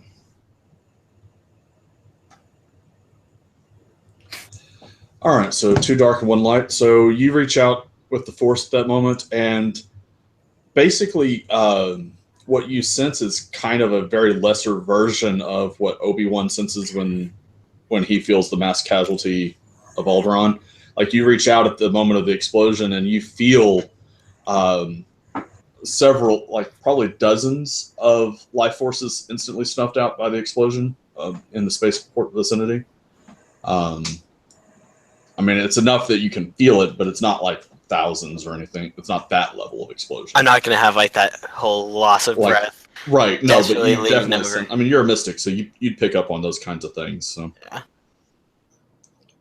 Okay, so I guess he'll just kind of close his eyes in kind of almost prayer for a minute, and then probably just walk inside to try and find someone.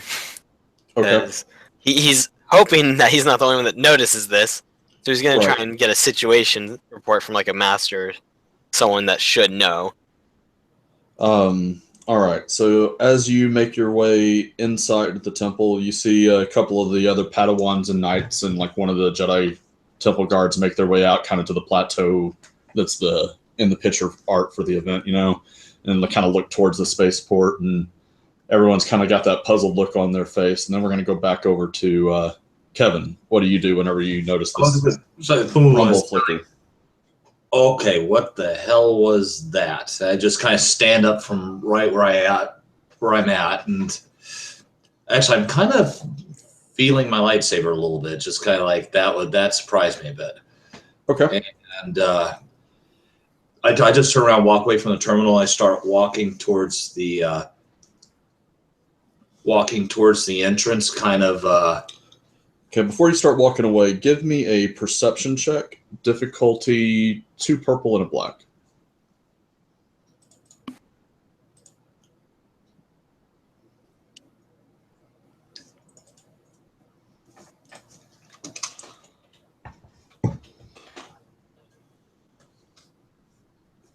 Yeah. So you don't notice. So you start walking towards the entrance. as you start making your way out, you'll hear Chris's character giving a kind of call out for does anyone know what happened type thing. And then we're going to flash back to Archie in the archive. So, Archie, what's your reaction to this? I'm going to pretend to not notice. Do I need to roll for that? Yes, roll deception. Okay. Difficulty is...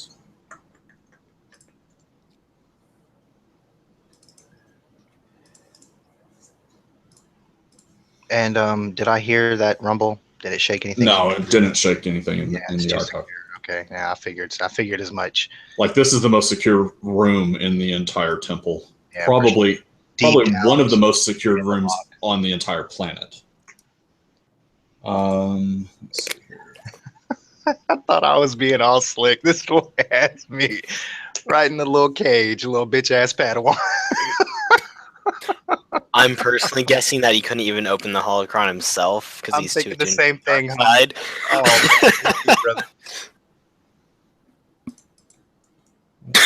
Well, that's what Archie's thinking. You know, Kenshin don't know nothing about that. Kenshin's like, okay, what just happened? Yeah.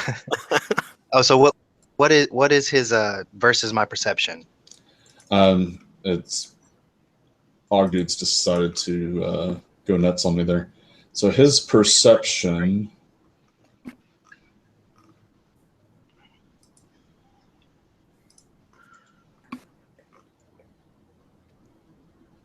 That's not.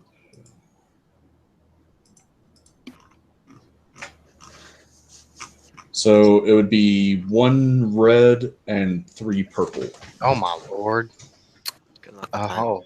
Oh, sweet, Ashla. That just means he has 4 cunning and 1 perception, or the other way around. Wow. Okay, so you failed with a threat. So you clearly think that you are hiding the fact that you did not see the him push whatever it was on his control wrist thing, and the holocron guardian says, "Well, what can I help you with your research today?"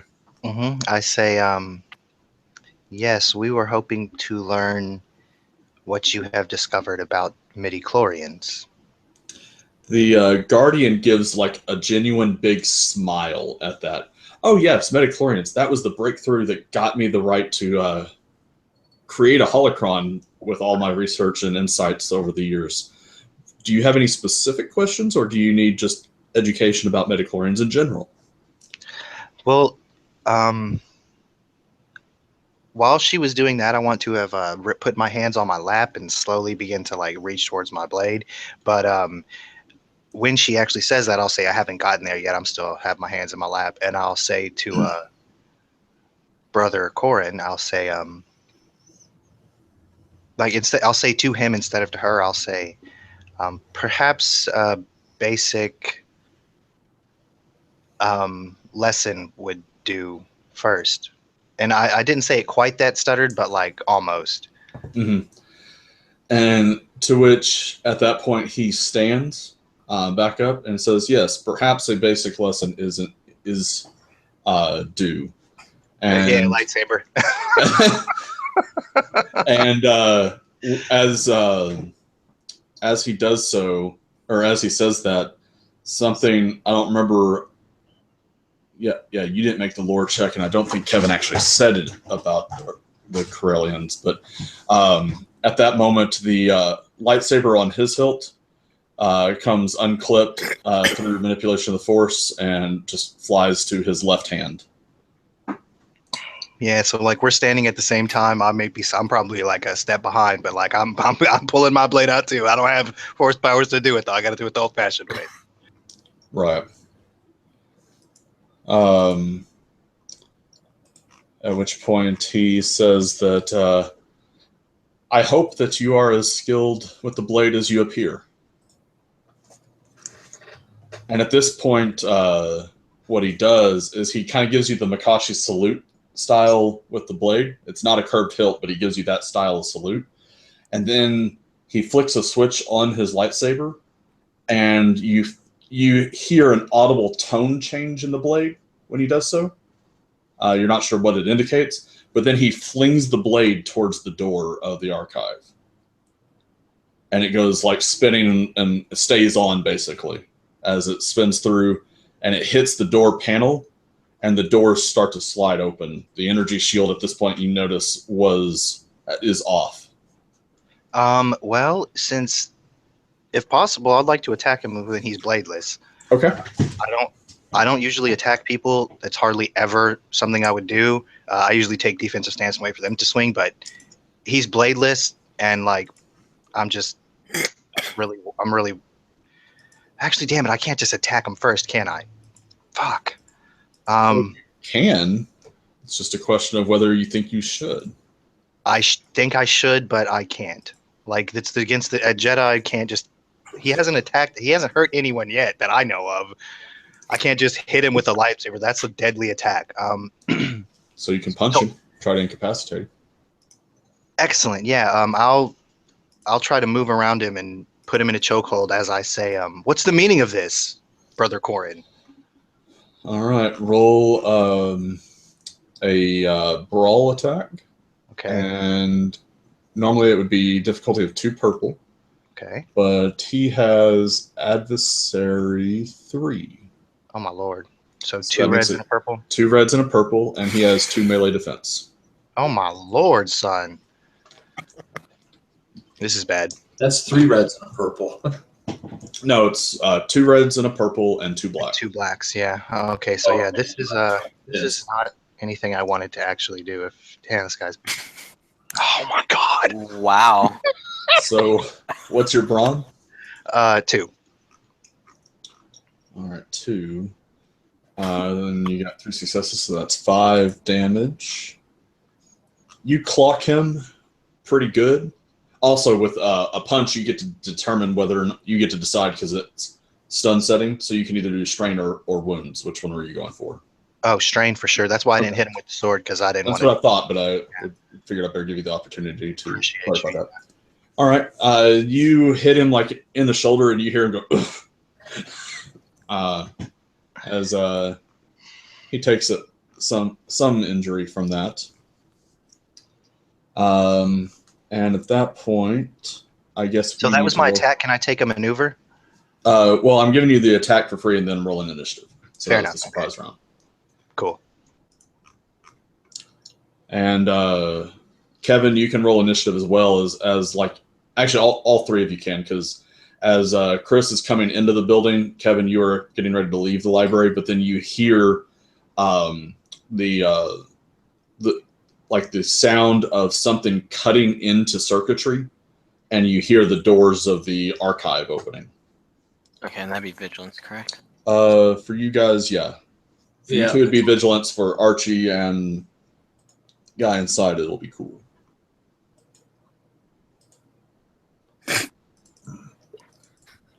Nice job, dude. It's, I think, my 2nd triumph in a row. I don't know, it's been a little bit since I've had to roll. I thought these rolls were really great, and then look at this man's roll. Can he get out of here with that? Oh my lord! Oh my god. Well, if I'm not mistaken, I do get to go and make a free maneuver with the triumph. If I'm not mistaken. Yeah, I believe so. I know seers have that option. Can you do your force power as a? Oh, it's not going to reach me in the damn thing, is it? I'm like battle meditating, dude. Yeah, I'd totally love to, but the range I have is only like medium. So Right. for battle meditation. So for the distance you guys are away, just so it's clear, Archie and the Corin are engaged with each other. Kevin, you're at medium range from them in the library, and Chris, you're at long range from them and short range from Kevin. Can I see what's happening? And so what do I see in this? So as the door opens, you see the Padawan that Archie's playing. He has a lightsaber in hand and has gone and just like hand fist clubbed this guy like in the shoulder blade, basically, type thing.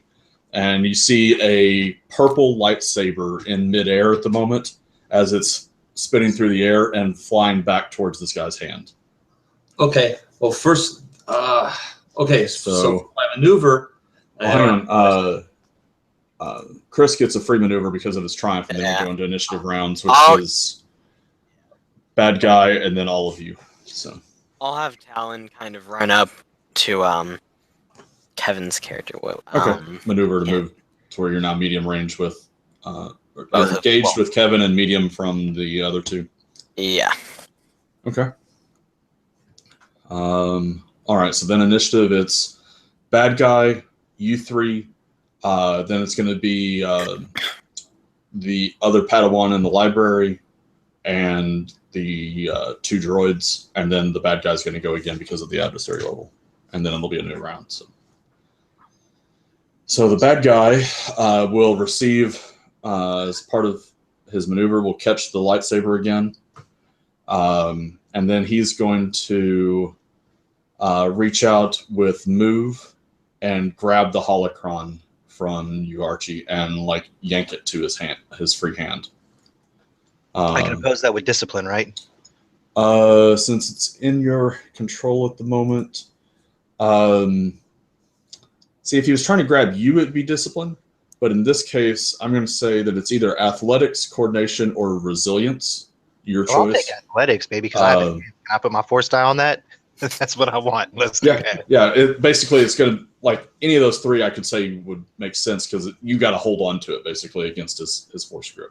Yeah, athletics is what I'll do. So what is your athletics? Green and yellow and a force die. Green, yellow, and force die. Because basically the athletics is going to set the difficulty of his force move. Yeah, you want me to roll the force die separately? Actually, since because he has to roll his own, right? Yeah, but because what force dice can do, what I'm thinking for the opposed difficulty is just make the force die 2 setbacks. Are you cool with that? That's straight. Yeah, whatever you want to convert it into. Because it's hard to put that in there. Yeah, no, I feel you. That's straight. So that's he needs to roll his discipline, which is not his strong suit. But his force rating is decent, so we'll see. And he gets no boost dice to this. So success and 2 advantage, so he grabs it. With the advantage, I'm going to say he jerks it away from you so quickly that you'll actually suffer a setback to your next action against him, as he kind of pulls you off balance when you attempt to hold on to it, type thing. And then the force pips is with how fast it moves to him and that sort of thing. And with his maneuver, so with his main maneuver, he caught his lightsaber, and then with his action, he grabbed the holocron. So now it is your guys' go in whatever order you decide to go in. All right. Mind if I go first so I can try and give us battle meditation, guys? Oh, no, man, that's straight. You go ahead and do that. That's what's up. So they only mind as long as you succeed. If you fail, then they're going to be like, "Oh man, that was a waste of time." I'll just. It'll be fine. Why'd you spoil it, man? I was about to do it. So I'll move into the short range. Okay. So now you're in the middle of everyone. Yeah, I did read a little more into the orders thing. It definitely states it as just giving a simple order to anyone that is being affected by the battle meditation. Problem is, I don't know what the simple things you can do with leadership are. Or simple orders. Simple orders would be like stand your ground or attack or retreat. I mean, like, basically I sum it up as like a 4-word order, like not complex battle plans, but just like, what are we doing next type thing. Okay, so I'm going to throw that in there with kind of an attack thing, because it won't affect my force pips at all. I just have to succeed. Okay. And then, yeah, I'll use battle meditation on these 2, and I need to double check my leadership real fast. If I can even find it. Oh, there it is. Yeah, I get 3 for that. Okay. So let's scroll back down here to battle meditation. Sorry, it takes me a little bit here. Okay. So 3 there.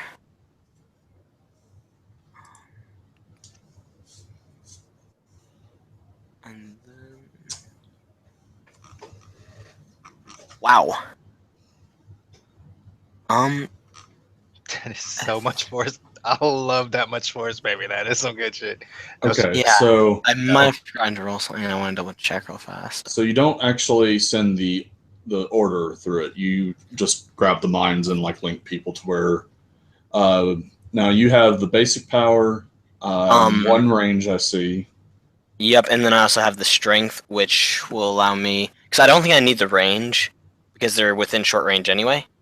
Let's see. Or do I need that to get into short Okay, range? first off, what's your presence? 3. Okay, so I'm assuming you're affecting the 3 of you and not the random Padawan or the droids, because the droids can't be affected by it anyway. So. Yeah, we'll go with that. I almost want to give it to the Padawan. Actually, do you have a magnitude upgrade? No. Okay, so affect the 3 PCs. That means with 1 pip, which you got 6 of, you affect all 3 of you, which means all of you will have an automatic success on all checks you make before the end of your next turn. Okay. Yes, except for I'm also going to use 2 more of the white pips to do no, 4 more because it's 2 per use. Well, there's only 1 strength upgrade, so you can only do it once. It says I can use it multiple times. May activate this multiple times. I'll say it in the write-up for strength. Oh wow. Okay, so basically 1 pip to give everyone 1 success, and then 2 pips for a second and 2 pips for a third. So everyone will have 3 automatic successes till the end of his next turn. Yes. So obviously next turn you want to go last of the player characters, so that everyone gets it twice. All right. Activate on this turn or the next one? It'll be active for. You'll get it for 2 turns basically. Okay, gotcha. This action and your next one. All right, so that's it for.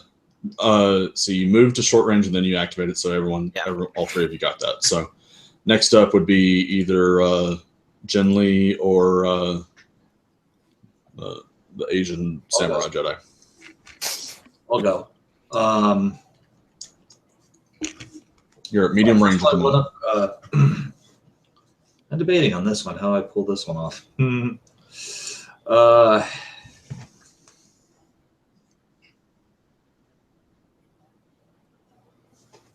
What are you trying to do? Okay. Well, first of all, you said I'm at medium range. Yeah, you're at medium range to the guy with the purple lightsaber out. Okay. Corn. Now, so I can use a maneuver to get to short range, which is the same as engaged, correct? No, it's not the same. It's the engaged is the next range band. It'll take you 2 maneuvers to get to engaged with them, which you can suffer 2 strain to get a second maneuver in a round. I know. I'm debating. Okay, you know what? Okay, here's what I'll do.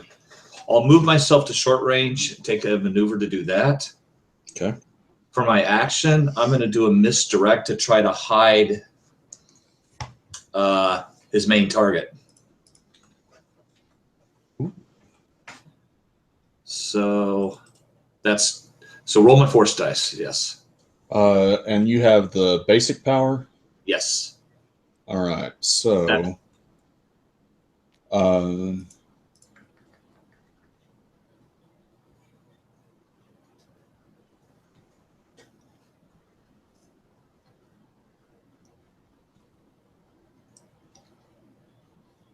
and you have influence or misdirect? I have both. Okay. I think misdirect's the better one to use because that literally will hide the target, which is that guy. All right. Go for it. Roll your force rating. Well, I got 2 lights. You just have the basic power? Or do you have any of the upgrades? I just have the basic. That's it. That's why I moved up to short range to use it. So are you using that on me? Yes. I realize my entire build relies on people hitting me, right? If they don't hit me, I don't. He's not using it on you exactly. He's making it where he's affecting the bad guy and making it where he cannot perceive you for until the end of Kevin's next round, which is terrifying with someone else with a lightsaber attacking you, I think. All right, so Archie, your go. Actually, wait, I was going to do one more maneuver. Suffer 2 strain for another maneuver. All right, 2 more strain. Oh, I don't have to take a strain on that. Okay, cool.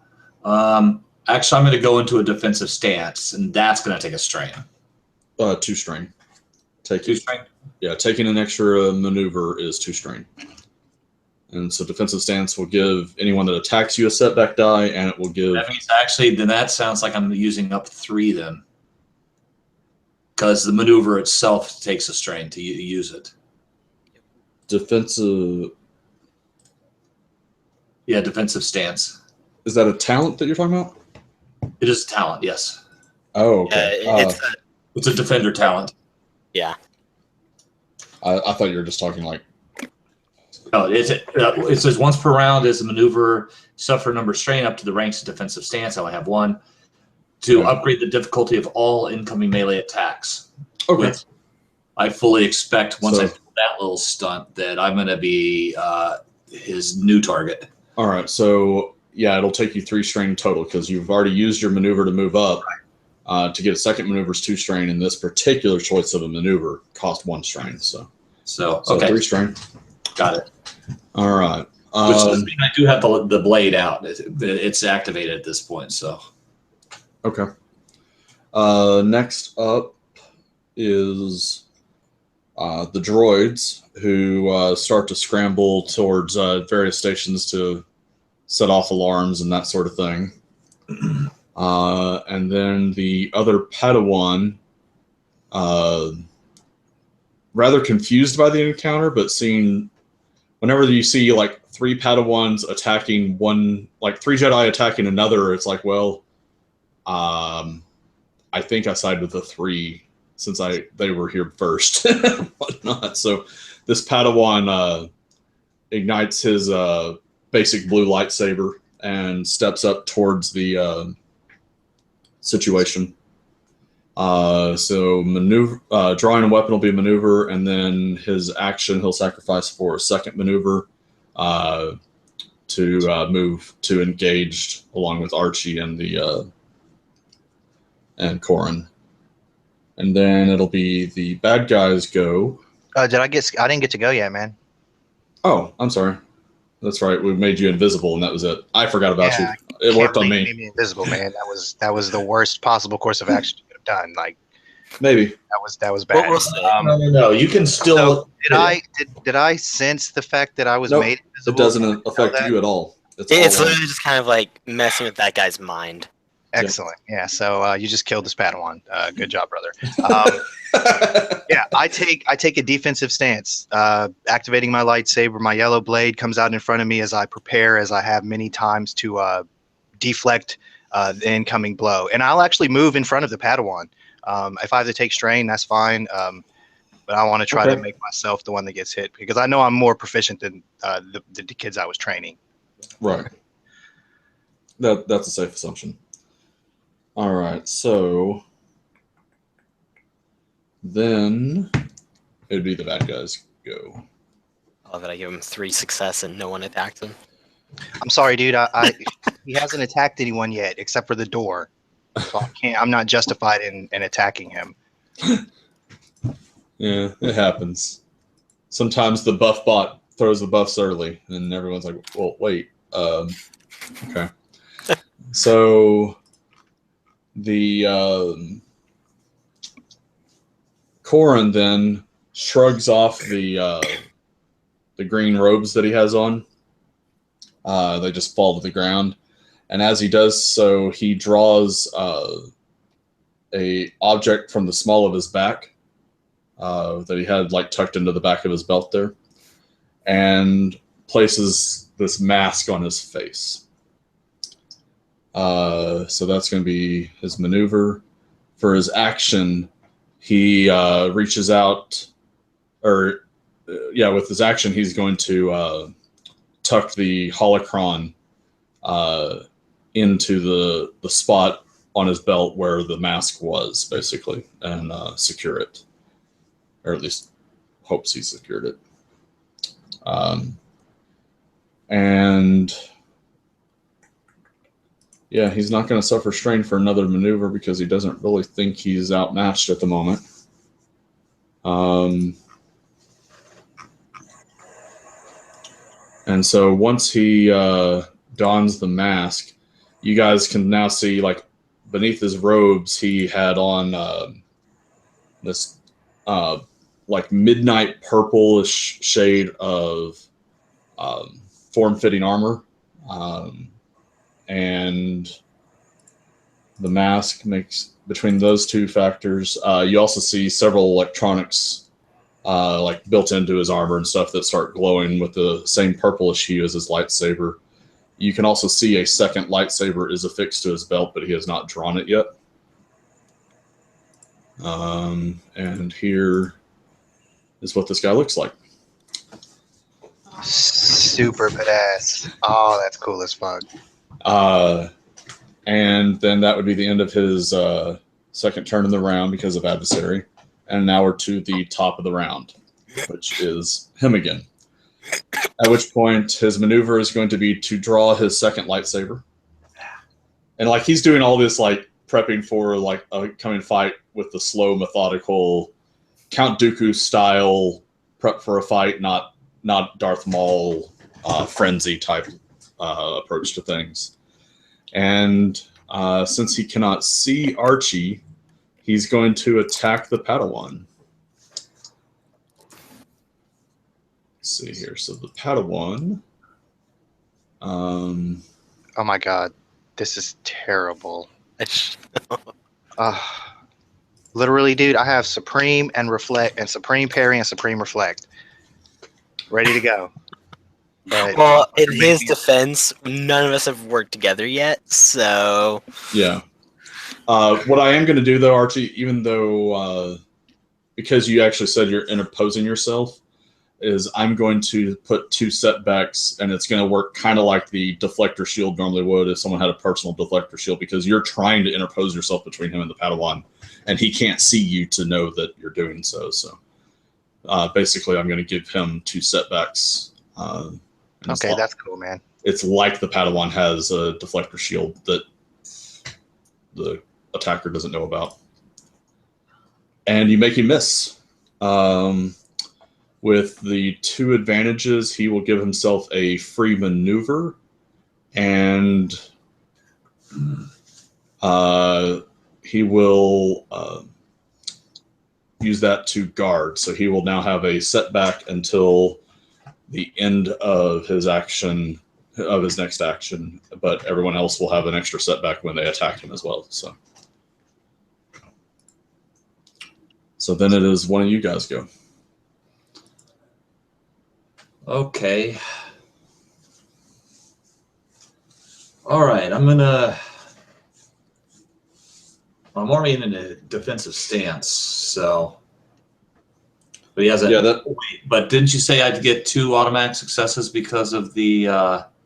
Yeah, you'll get 2 automatic or 3 automatic successes to whatever it is you do with that actually has an action roll to it. Not even just lightsaber combat, just like whatever action you take gets 3 automatic successes. Okay, so what I'm going to do is I am going to, let's see. You're at short range to him at the moment, so. Yeah, I'm going to move from short to engaged. Okay, so that's your maneuver. All right, and then I know it's 2 difficulty, but you said it's adversarial, right? Okay, so it's 2 difficulty base, which becomes 2 red and a purple. He normally has 2 melee defense, but because of his defensive stance, it becomes 3. So it's an upgrade of 3 more? No. 3 setbacks. So it's 1 purple, 2 red, 3 black. Okay. So 1, 2, 3 going across the difficulty tab there. So basically, okay, and I have no boosts I can use at this point. Unless you've got talents for it, which I don't think you do. No, but you do have the 3 automatic successes. Okay. To this roll, so it's something. All right.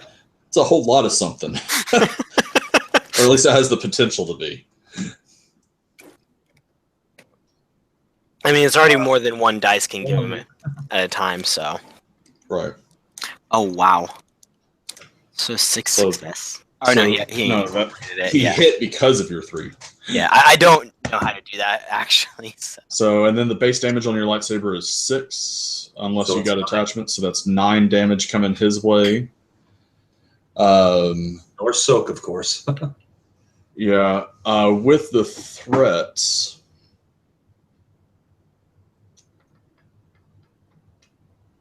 he will. Let's see here. What has he got? If he has the improved parry, I know he can strike. Yes, he does. So he's going to suffer 3 strain to parry, and then use. Does anyone remember with improved parry, is it 2 or 3 to do the strike back? 3 threats. Okay, so he's using 3 threats to strike you back, and 1 threat to make you suffer strain is he makes you overextend, basically, to get that strike on him. So the 9 with his parry becomes 4. All right. Now, given I have a. Let's see. I do. Wait. So for him to attack me, let's see. I got a melee. He doesn't attack you. He just hits you with his weapon. It's an automatic hit. Yeah, that's how improved parry works. So, wait. Where did his lightsaber? Base damage, automatic hit. Oh, okay. His lightsaber does 8 base. 8 points. Yep. So it's 8 damage. 8 wounds coming your way. Okay, So you take 8 wounds and a strain, unless now you can parry the damage and take 3 more strain and however much less you take from a parry if you choose. That's up to you. Okay, well it's -5, so I'll parry. Okay, so basically net for the round, then it's -5, so you'll take 3 wounds and 4 strain for the round there. 3 wounds, 4 strain? Yes, because it's 3 to use your parry, and then 1 okay. from the extra threat he had. So. Okay. So then it would be. I would like to jump in so I can get the advantage before Archie and then Chris. Yep. So my maneuver is going to be defensive stance again, but for an action, I would like to say, and hopefully as my an incidental can be like kind of pushing the Padawan behind me, so it's like, dude, stay behind me, and I want to say to Corrin, and this is a check. I want to actually make a check to this to try to make the motherfucker stand down. I'm going to say, Brother Corrin, you know you can't leave here. Please stand down. I don't want to hurt you. All right. You could make that as either a coercion or a negotiation check, depending on how you want to. They're the same. Frame your tone. Which one are you making though? Because negotiation. Okay. It's not so much a threat as a I'm begging. You're trying to talk him down. You're being a hostage negotiator. Yeah. So then, why does this thing is not liking me today? Oh man, 3 successes on this is going to be sweet, man. I hope if you pull this off. Well, if I don't pull it off, then I'm totally justified in killing his ass, and I won't feel bad about it as a light side user. That's true, but I cannot use battle meditation again. I can only use it once per encounter. So. Oh, that's true. That's cool. No, dude, it was worth, man. You got a hit for somebody. That is so true. Wouldn't he get a boost because he can't see the guy at all? Would you say? Actually, because you went before him.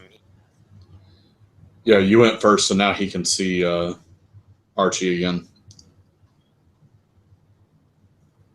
All right, yeah. So just let me know that difficulty. So yeah, I believe negotiation is. It's either against cool or something like that. I think. I want to say it's going to be against discipline. That's fine. Although sometimes it can be against their negotiation if you go into coordinated negotiations. So actually, I'm going to say it's against his negotiation because he's going to say back that if you stand down, you will all live through this. Oh, wasn't he cocky? Yes. And he says it in a very matter-of-fact tone. Like not, you don't get the cockiness or anger or anything. He just says that's what's got to happen here. So his negotiation is, and Ogdudes keeps like giving me this error and then closing for some reason. I've noticed with Octane every once in a while what I'll have to do, if I'm trying to load an XML, it won't load. Or rephrase that, if I got a character drawn up already, sometimes I'll have to export it to an XML and then reload it, and then it'll be fine. So the difficulty will be 1 red, 1 purple. And do you have a boost die on your roll at all? No. Okay, then, because he has a remove a setback die, which, since it's an opposed roll, would basically remove a boost die if you had one. So I don't know. All right, so 1 red, 1 purple. 3 successes. Yeah, that's actually Oh, you got it. so 3 successes. So basically, you tell him that you can't leave here with that, and his counter was that if you stand down, that you can all live. So you come across as more whatever, like in the firmer position in the negotiation, basically. Well, he is in a temple full of our people. Right. Yeah. In our most secure room by himself. But he kind of gives a sigh. He said it would be this way. And with that, we'll go to Chris's turn. Because this guy hasn't got to act yet, so like he just kind of... Yeah, we don't know what he's going to do yet. Wow, that makes me want to hesitate, because I don't know exactly if he'll stand down or not, but I definitely want to take advantage of my free 3 success. I think I'm going to use Force Move, actually. Okay. And try and basically pick him up and slam him onto the ground on his back. Or actually face first onto the ground. So. Alright, so that would be... Okay, so you'd roll your force dice plus... Discipline. Well, you're doing a version of Hurl, which is a ranged combat attack. It does say discipline ranged attack. Figured that was discipline. Is that not the case? Oh gosh, what is my thing doing? Maybe I'm remembering wrong. Yeah, I mean, I always found the rules for move pretty wonky. I would say just do it how you think is best. Like, because if you have the hand thing, I mean, and he's trying to do that, I'd be like brawl, because you're basically brawling him with the force. But like, how he's not throwing anything at him; he's picking a guy up and putting him on the ground. Right. But I mean, yeah, it says that does agility, make right? sense. It says ranged attack, so. I mean, it's definitely a ranged attack, and discipline makes the most sense to me, but that's just me personally. Yeah, I've always gone for discipline just because of the whole force sensitives being disciplined enough to do this stuff, kind of thing.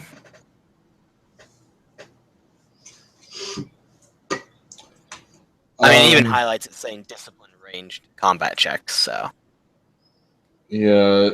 I'm not seeing anything that says discipline. It's saying that it's a ranged attack.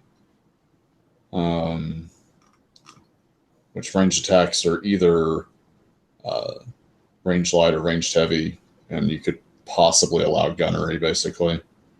But we'll go ahead and go with discipline, and the difficulty will be his discipline, since you're actually trying to pick him up. And let's see here. So that is... Discipline.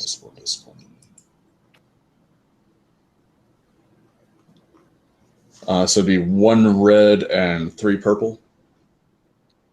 Okay, and I don't know how to do the automatic success thing. Under the reset button, there's a blue more. Yes, like that.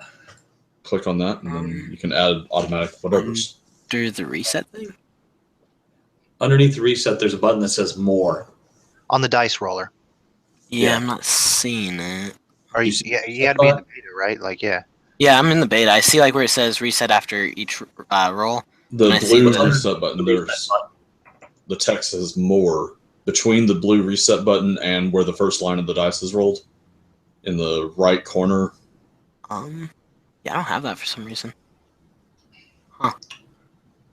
Yeah, it's not showing it to me for some reason. Oh, well, I Okay, mean, well, we all you know got three how to successes, count, so- so I'm not terribly worried. Ah, crap, I accidentally deleted it. 3 purple, 1 red, right? Yep. Awesome. And oh, yeah. Wow. So much for that one. Definitely not. Ah, That's not enough for that one. I don't even have to count it. yeah. Although it changes it from 7 failures to 4. which is the same as 1. So actually, what I'm going to do there with the 2 advantage. Oh wait, that's 2 advantages you rolled. So what are you going to do with the 2 advantages? You did not successfully move him, and unless you want to use the dark side, you didn't really do anything either. So Yeah, I mean, with this much failure, there's not really much I could do. you could recover some strain yourself. Are You you can down any pass strain? him a setback. With the 2 advantage, you can pass him a setback on his next turn. Yeah, as he resists type thing. Yeah, I guess we'll go with that. Okay. Because that's pretty embarrassing. Wow. I think that's the most number of failures I've seen rolled on something. Yeah, that's Yeah. pretty hefty, man. That's my record. Basically got no successes and like all failures possible, except for 1. Pretty automatic. Yeah. His successes were the 3 that he automatically got from and with 3 force rating he rolled 3 dark side. Like, man, that roll was Worst roll ever. Well, I got advantage. At least I didn't get like 6 strain along with it. So. right. Give him I a like free the maneuver positive and It could have been bad with the despair as well. So I mean, I'm counting my blessings here. all right, so then that was the end of your turn. All 3 of you have gone. The Padawan will attack. Because why not?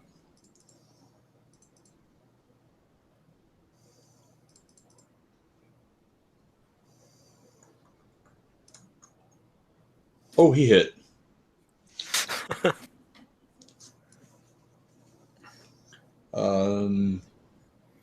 And let's see, so that much soak. All right, so the Padawan hit. And at this point, and then the Padawan is going to use a maneuver to actually step back behind the Guardian, who is indicating for him to stand behind him, but he attacked first and then moved there. So then it is the droid's turn. They get to their various consoles where they set off alarms. And then it is Corin's turn. He's going to attack you, Archie. You seem to want it, so he's going to comply. Very good. I'm That's glad. like a nasty hit. So, Secretly, in Kenshin's heart of hearts, he is happy. He will use his maneuver to draw his second lightsaber. And then, since there are multiple opponents, he has Shicho form. he gets a boost. And he gets the 1 black for my defensive stance. Right. And what's your armor's defense? I have no defense on that. And I have Jedi training clothes on. And he gets the black from... he passed the 1 black with the 2 advantages from last round, right? Yep. Okay. So he's got the 2 setback, difficulty 2. And actually, I forgot this guy has quick draw. So he just draws the blade, and with his maneuver, he's going to aim. You can aim with a lightsaber?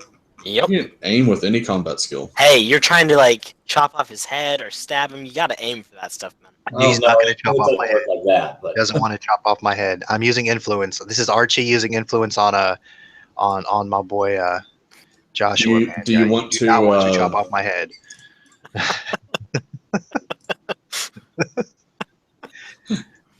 Let's see here. So do you want to spend a destiny point here? Well, he's not going to have any reds on it, right? Not at the moment, no. I'll use it so I can maybe get a threat on him or a despair on him. Right. So the other interesting thing is before he was in Nemon form, but because he switched over to Shoto, he's now using his brawn instead of his willpower.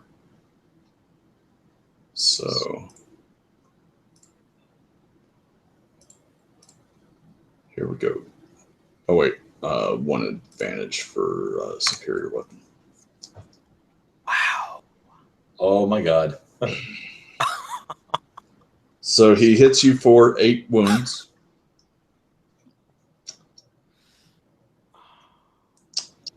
And then What's his crit rating? Hell. he's not going to crit him. That's good because you could do it like 6. What was advantage? Jeez. Yeah, he's That's going like to 4. activate concussive on you, Archie. Uh-huh. Concussive 2, so you lose your action for the next 2 rounds. That's 2 advantages. With 2 advantages, he's going to disarm. I can still parry before he disarms me, right? Yes. Okay, great. And I don't remember if your styles have the resist disarm or not. I think that's just Makashi. I do not have that, no. Okay. So, and then with the last 3, he's going to recover strain. So. And that's just at my feet, right? Yeah, he just knocked it to your feet. Okay, that's fine.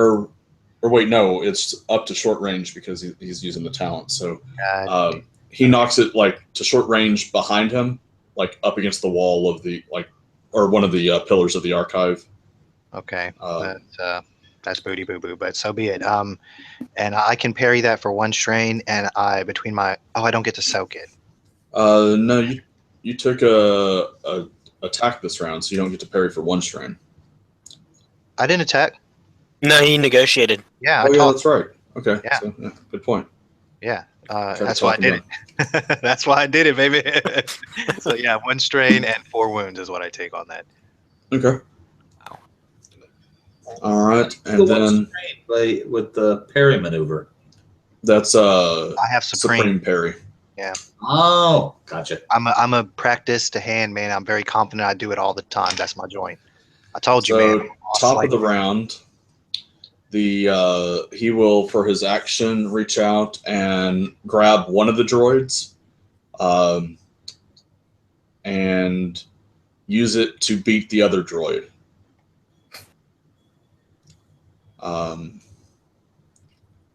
And he's actually doing this as a ranged combat attack because he's chunking one droid at the other.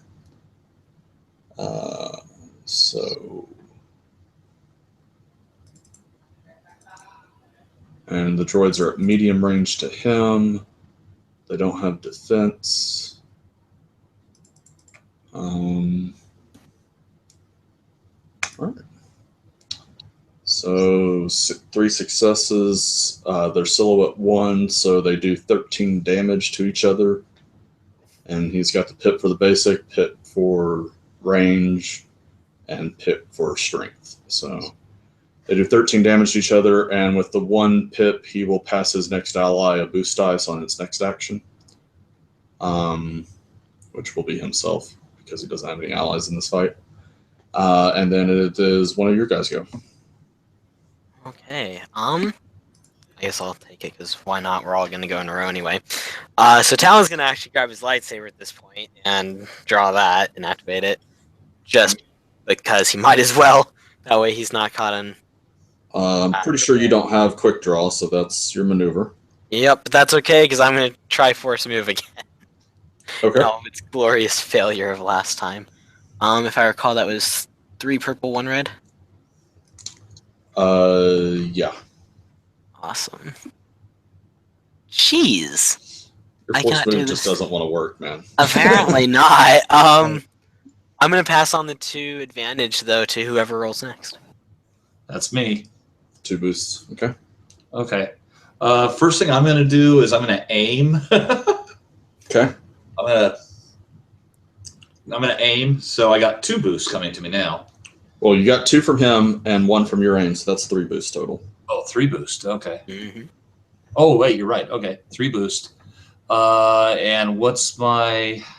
I know that the successes are gone now. Yep.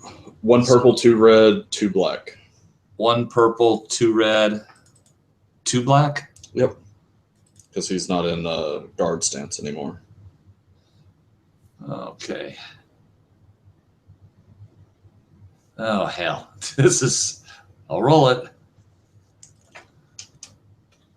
Wait, I know how to label this one.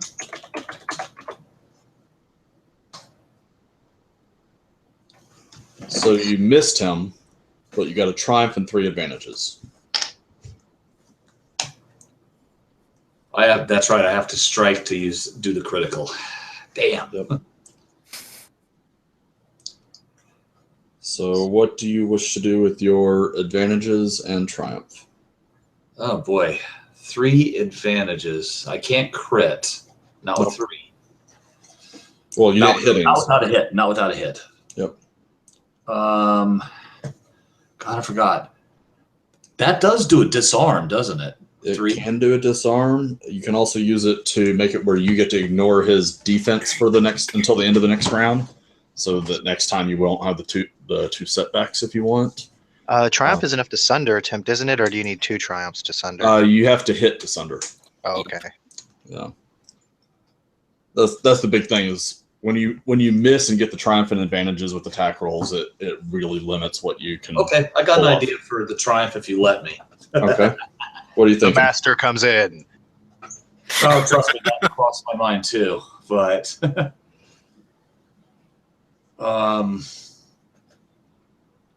let me tell you what I want to do, and we'll see if you allow it before I make my decision. Okay? Sound Okay. good? Sounds good. What are you thinking? All right. In other words, the 3 triumphs would disarm them, right? Yes, they can disarm him. So at the point of the disarm, I'm actually able. In other words, would that be both lightsabers or just one? It's 3 to disarm 1 weapon from someone, so typically it'd be just 1. So when I disarm, I'm able to catch the lightsaber in my free hand.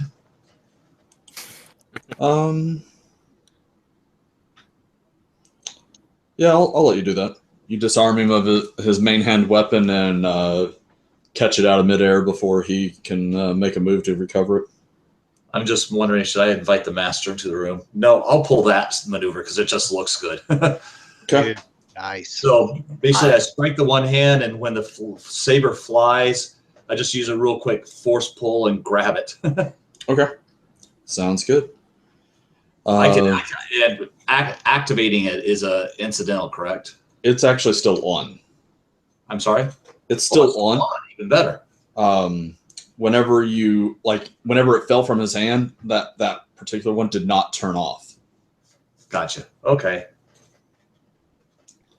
And then it's my turn. I'm no longer. And am I still in defensive stance during all this or not?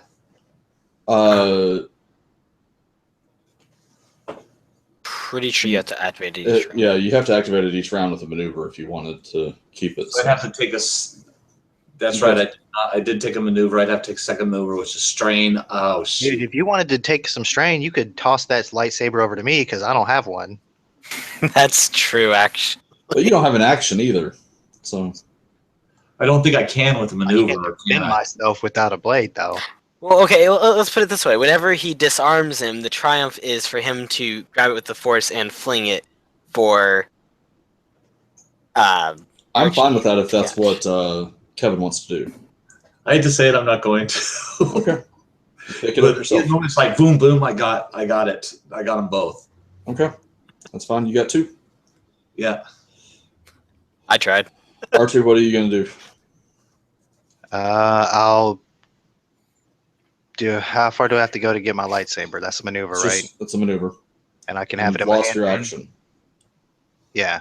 Well, a maneuver gets you to it. You have to take a second maneuver to actually retrieve it. All right, well, I'll do that then. 2 strain. Okay. Thanks a lot. Actually, doesn't he Actually, you can use your action. No, he can't use his action because he's been staggered. Oh, shoot. That's right. Wow. Yep. Never mind. So you retrieve your weapon. Next up will be the Padawan. Gonna try again.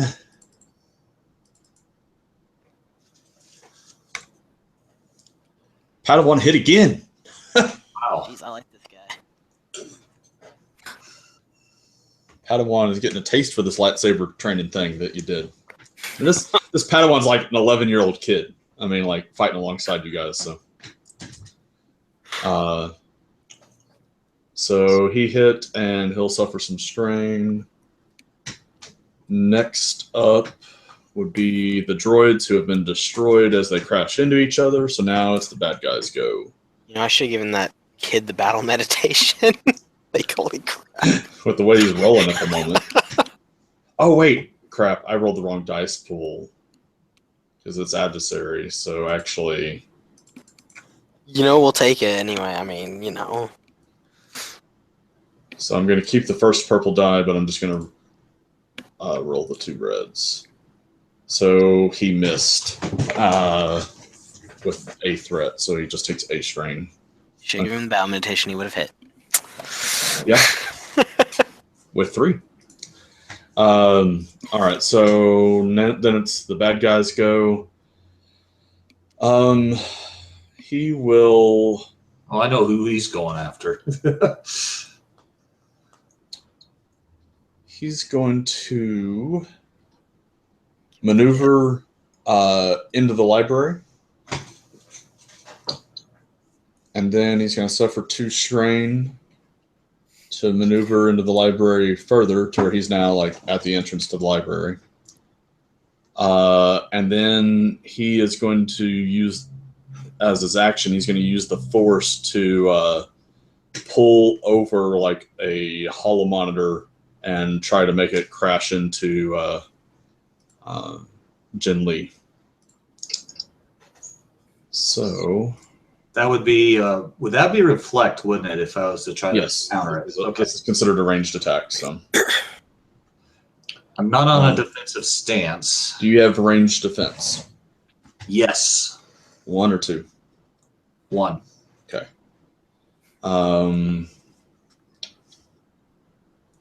And he's at medium distance, so that'd be 2, correct? 2 purple, yeah. Yeah. 1 red, 1 purple. Okay. No. 2 purple and 1 black. Armor gives black dice. Ah, you're right. My mistake. So then he will see if he hits you with the holo monitor. He does not. But I will say he narrowly misses. He's going to use the 2 advantage to give you a setback on your next roll as you'll have to leap over this flying holo monitor. And then it is the top of the round, which is his turn. And he's going to chunk a statue at you, Kevin. Oh, jeez. Wow.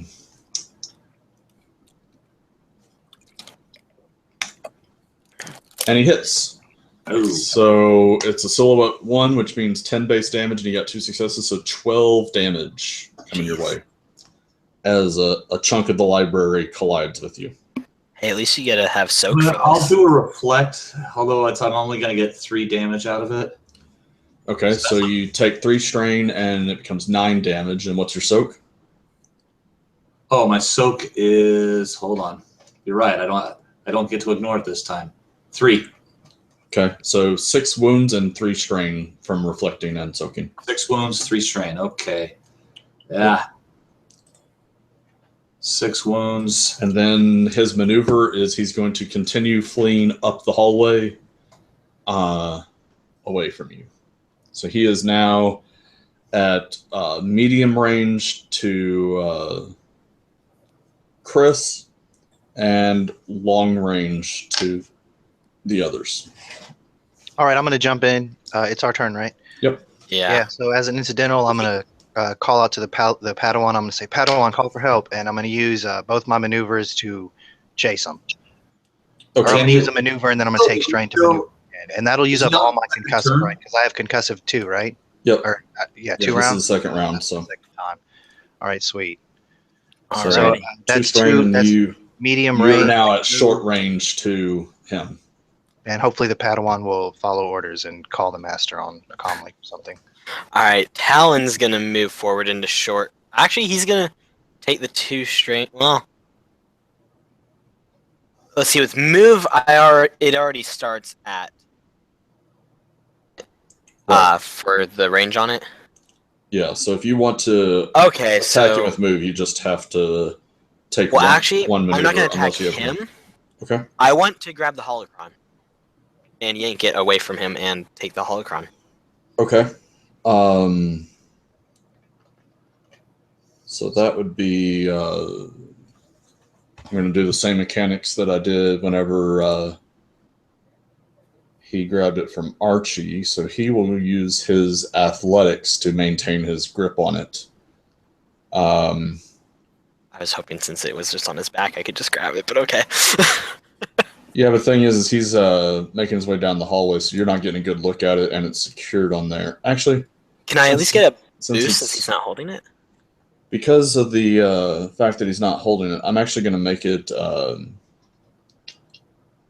difficulty 3 purple rather than a skill. Okay, and still discipline? Yeah, difficulty 3 purple. I'm going to spend a dark side point, so that's going to make it 1 red and 2 purple. That's right. And because it's actually secured to his belt with one of the securing things, it'll be 1 setback.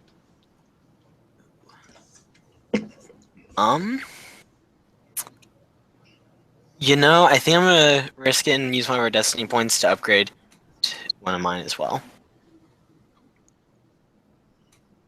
So, if you're all right with that. Yep, I'm fine with it. Awesome. Did it do it? I can't tell. Yep, it's 2 and 2 now.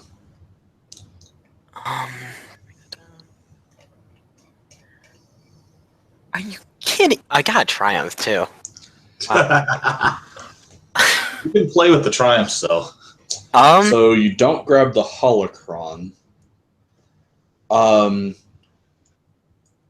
Do you have something specific you want to do with the triumph? If not, I've got a good idea. Get a master in here quickly. You can block them off, maybe. Yeah, could I have like a bookcase just like I completely screw up, but a bookcase like falls in front of him and traps him?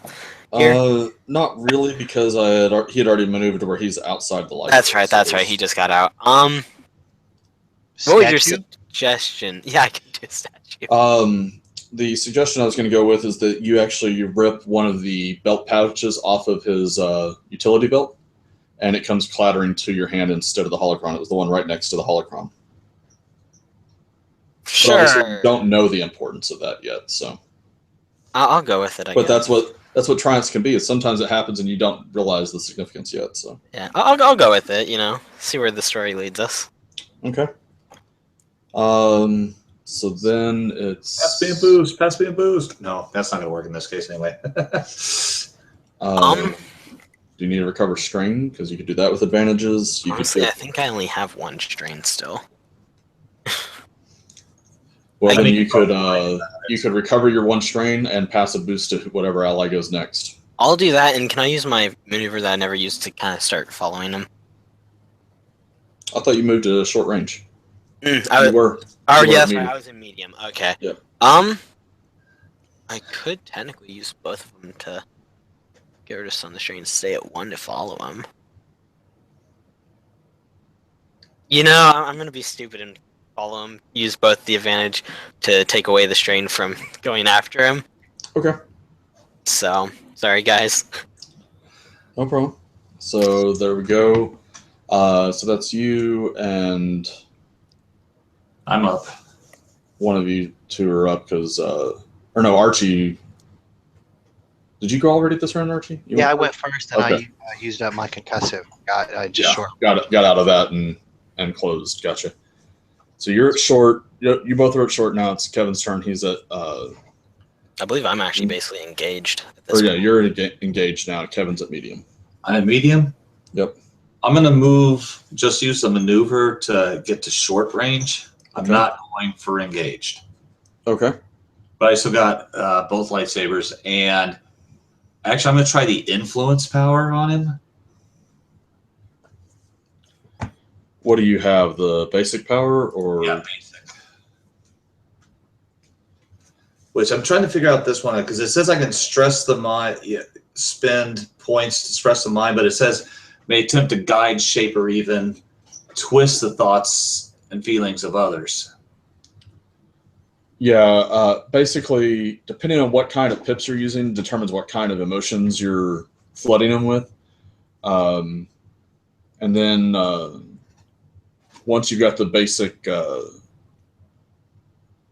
power active, you can spend your extra pips to inflict strain as you just like flood bombarding with emotions. The first one is gonna. Yeah, you got to turn it on first successfully.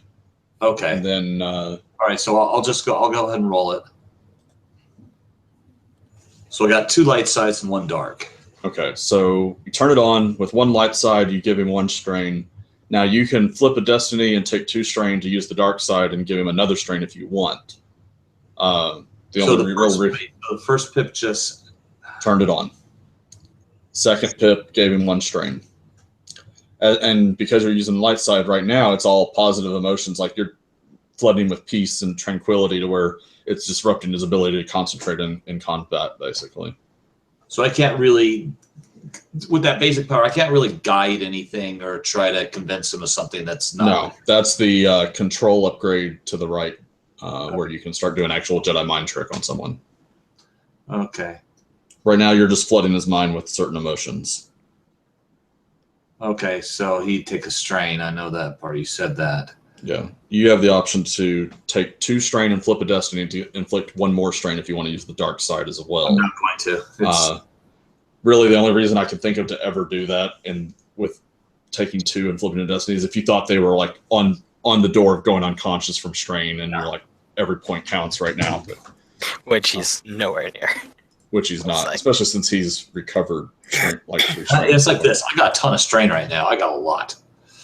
So yeah. You've oh yeah, wow. You're 2/3 of the way to unconscious yourself. Yeah, I know. So then it is the Padawan's turn. The Padawan goes over to the console where the droids were at and ensures that the security alarms are still operating and starts trying to get a message out, basically. And then the bad guys go. He will use move again. And he's trying to take his lightsaber back. Now, doesn't he have to have now actually to pull something from his grasp? It's an actual. It's the control upgrade where it says you can pull objects out of secure mountings and out of opponent's grasps. Okay. It's the one right below hurl. So he's got it. Yeah. Oh, okay. So he's actually got the control upgrade below that where he can perform the fine manipulation of items. Oh, geez. That's deadly. Yeah. So, but hurl's all he needs right here. So he's going to, I mean, not hurl, the control to grab it. So he's going to attempt to grab. In this case, he's rolling his discipline, and I'm going to make the difficulty be. Kevin, you have it in your hand, so you can either use athletics, resilience, or coordination, depending on like if you got fast reactions or you got a good grip, or if you're just like as soon as you feel it, if you like just slam to the ground and like sit on it type thing, or what. Okay, athletics, coordination, or resilience. Probably athletics for you, but I'm not 100%. You know what? All 3 of them are the same. Okay, what's the difficulty? 2 grain. Oh, okay. So he's going to do that.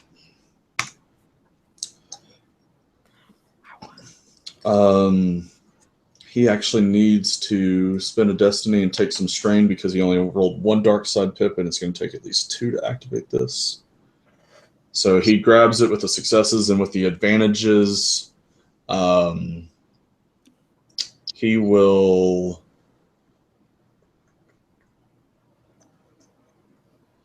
He's going to pull it out of your grasp so fast that it unbalances you, and you will suffer 2 setbacks on your next attack roll.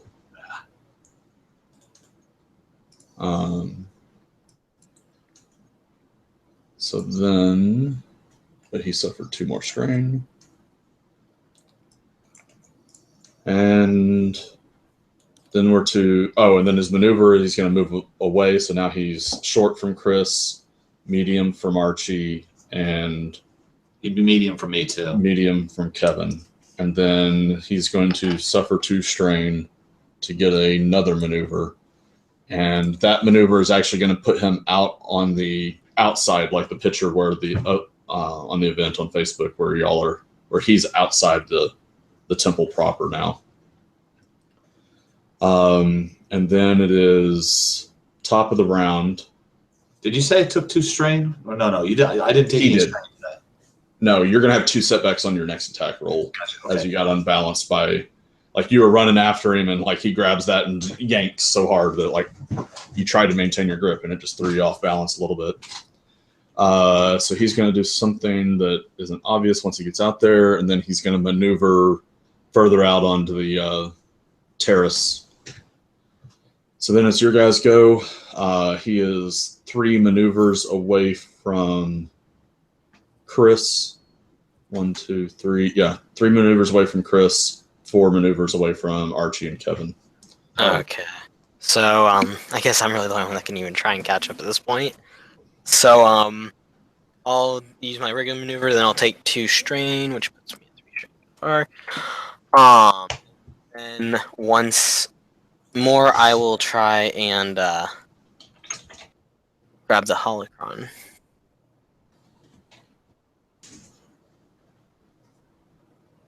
Is it going to be the same? Yeah, it'll be the same. I'm going to spend a destiny point to upgrade it again. Okay, that was 2 purples and a red then, I believe. 2, yeah, 2 purples and a red. Okay, I'm going to use a destiny point again and upgrade. Let's see if I actually pull this off this time. I do. All right, so you got success. You yank it off the done. The belt and start pulling it to you. All right. Well, you just got aggro.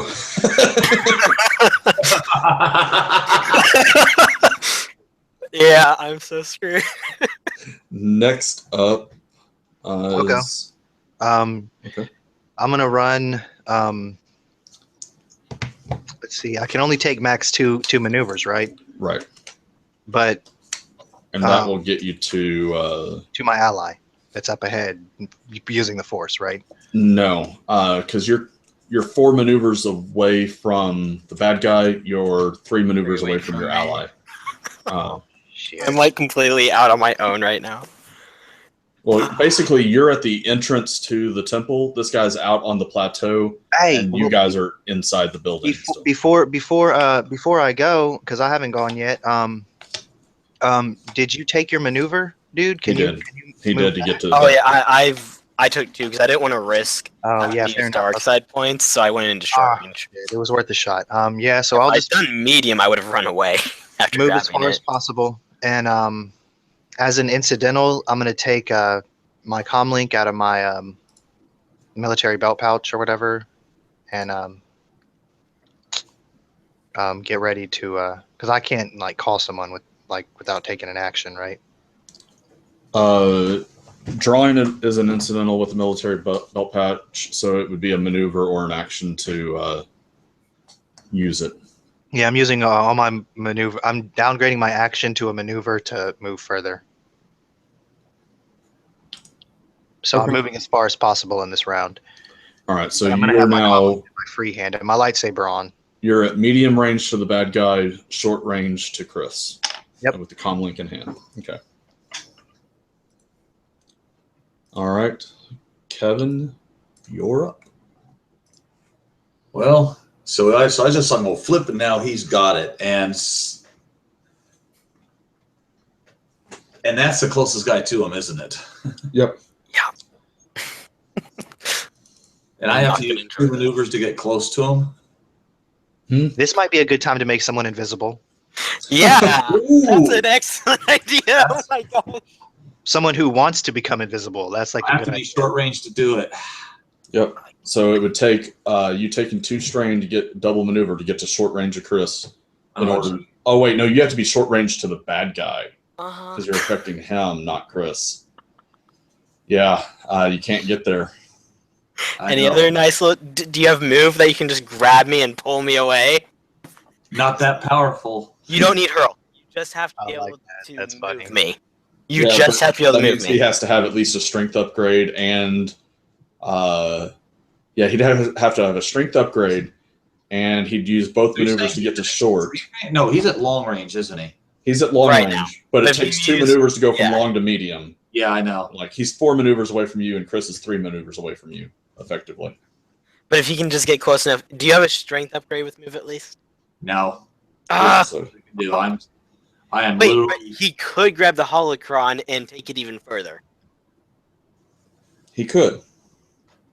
So in other words, he's at medium range. It's like, okay, all right, I'm going to shoot. We're playing keep away like kids. We're the Padawans, man. Just play keep away. Come on.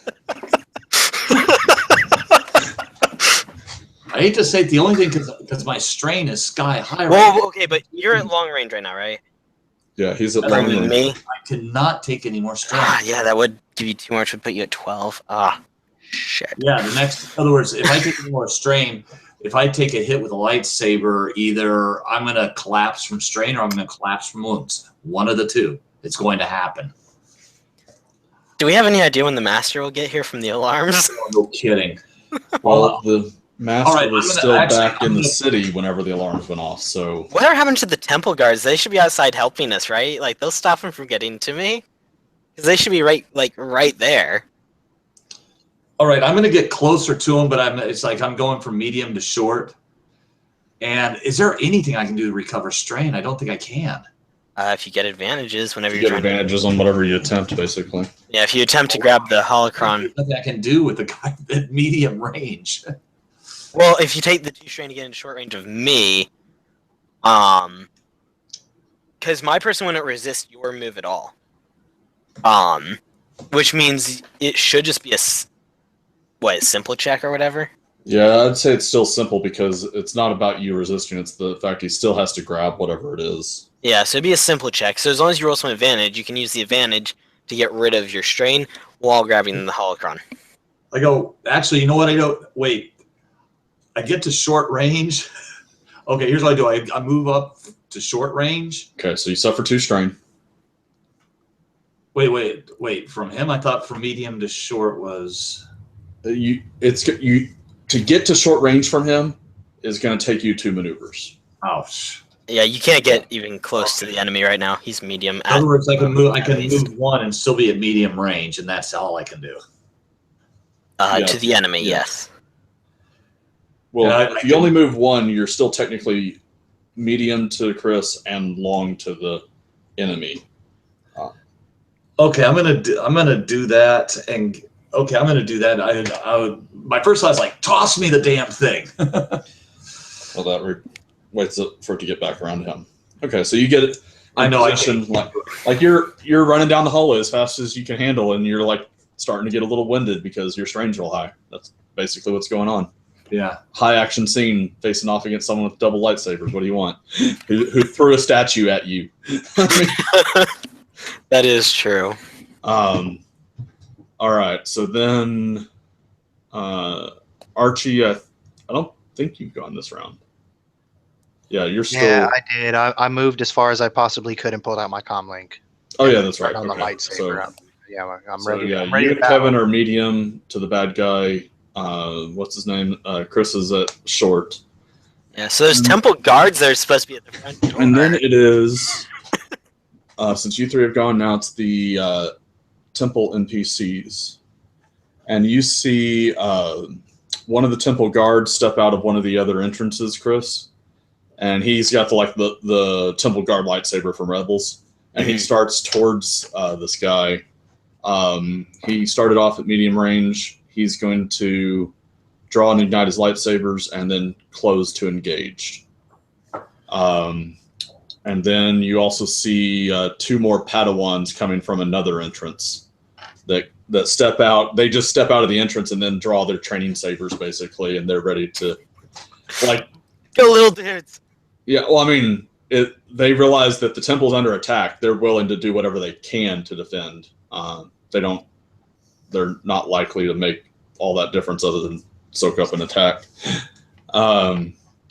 So then it's to the bottom of the round, which is the bad guy, and he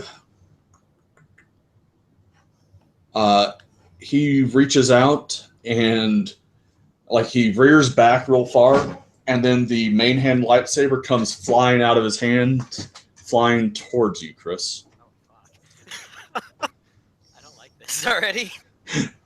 And you're at short range, which is the easiest ranged attack to hit. What's your ranged defense? I don't think he has any. No, I'm so fucked right now. Your mic just like went really quiet. Did it? Is that better? Yeah, that's better. Okay, I hate when it does that. I'm fucked. I have 0 range defense. Do you want to spend a destiny to upgrade this strat? I will, because fuck, I don't want to die. All right. And then he had, with saber throw, you have your force rating and force dice that are applied, and you have to spend 1 pip to hit, in addition to whatever the attack roll is, and then you can spend 2 pips to return it to your hand the same turn. And he got the 3 pips he needs, so it hits you, and then slices through you, and returns to his hand in like boomerang style. And the 4 is 12 damage. Well, my guy passes out. With the 3 advantage. Try to reflect, or can you reflect? Dude, I got nothing. He's not a lightsaber expert. Oh. With the 3 advantage, He uses lightsabers for show. he's going exactly to recover capable. strain. And with the triumph, Oh, jeez. Don't kill me, please. let's see here. What's he gonna do? Oh man. Damn. As heroic of a last act of stealing the holocron back is, please don't kill him.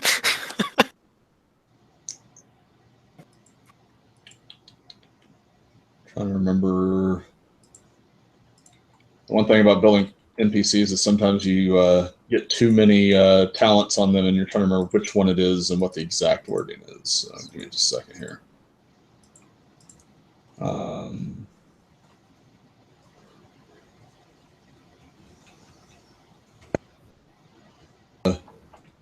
Saber is on his way. Cutting in and out.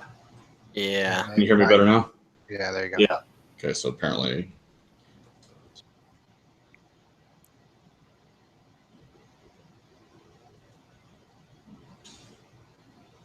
He's going to suffer 2 strain and use the Force is my ally, which once per session allows him to use a force power as a maneuver.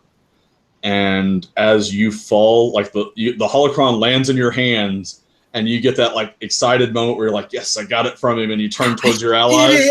And then all of a sudden, like the boomeranging lightsaber comes, hits you, and like you just like fall, and the holocron like rolls out of your hand, and then it just shakes and hovers and like boomerangs to his hands again. Assuming he doesn't just botch this. You're short range. That he only needed the 1 pip then to grab that. Yeah. So the holocron goes back to him, and the lightsaber that he flung, he keeps activated, but the other lightsaber he deactivates and grabs the holocron with that hand. So he's got the lightsaber and the holocron kind of double held basically there. And then it is top of the round. Hey Kevin, I'm leaving. Just let me know. Yeah, I'll jump in there. I'll run it. I'll run up. Well, top of the round is him. Oh no! And God, so, dang it! top round, you guys hear the sounds of an approaching ship in the distance. His turn. He will strike at the temple guard.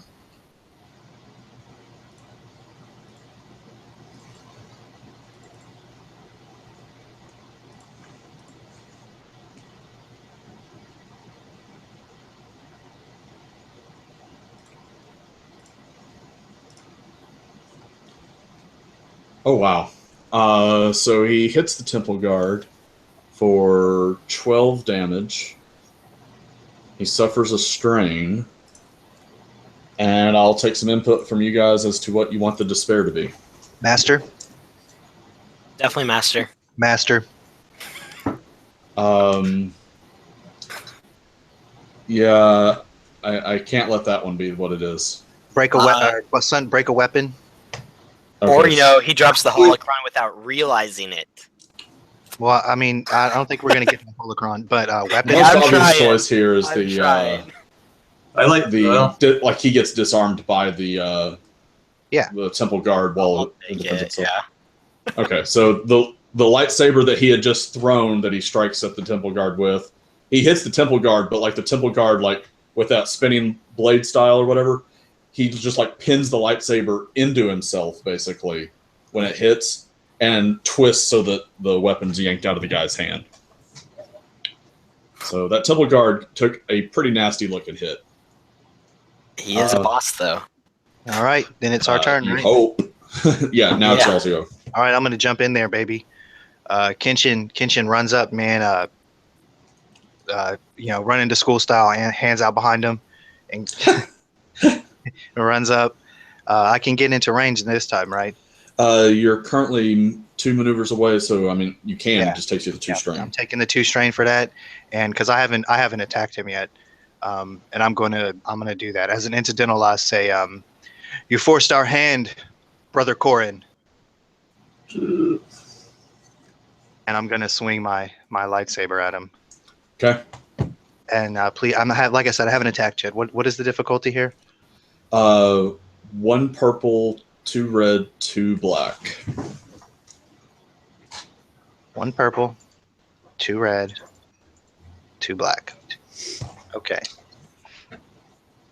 All right. I'm tempted to flip a destiny point, but we only have 1. I can't aim or anything. You know what, dude? I'm gonna do it. This is my 1 attack. He's gonna get out of here after this round. I'm flipping it. Okay. All right. And I have a superior customization, so I get a free advantage. Nice. And I hit him. That's more like it. How many wounds is that? I think it's 8 damage. Yeah, because of the superior customization. Yeah.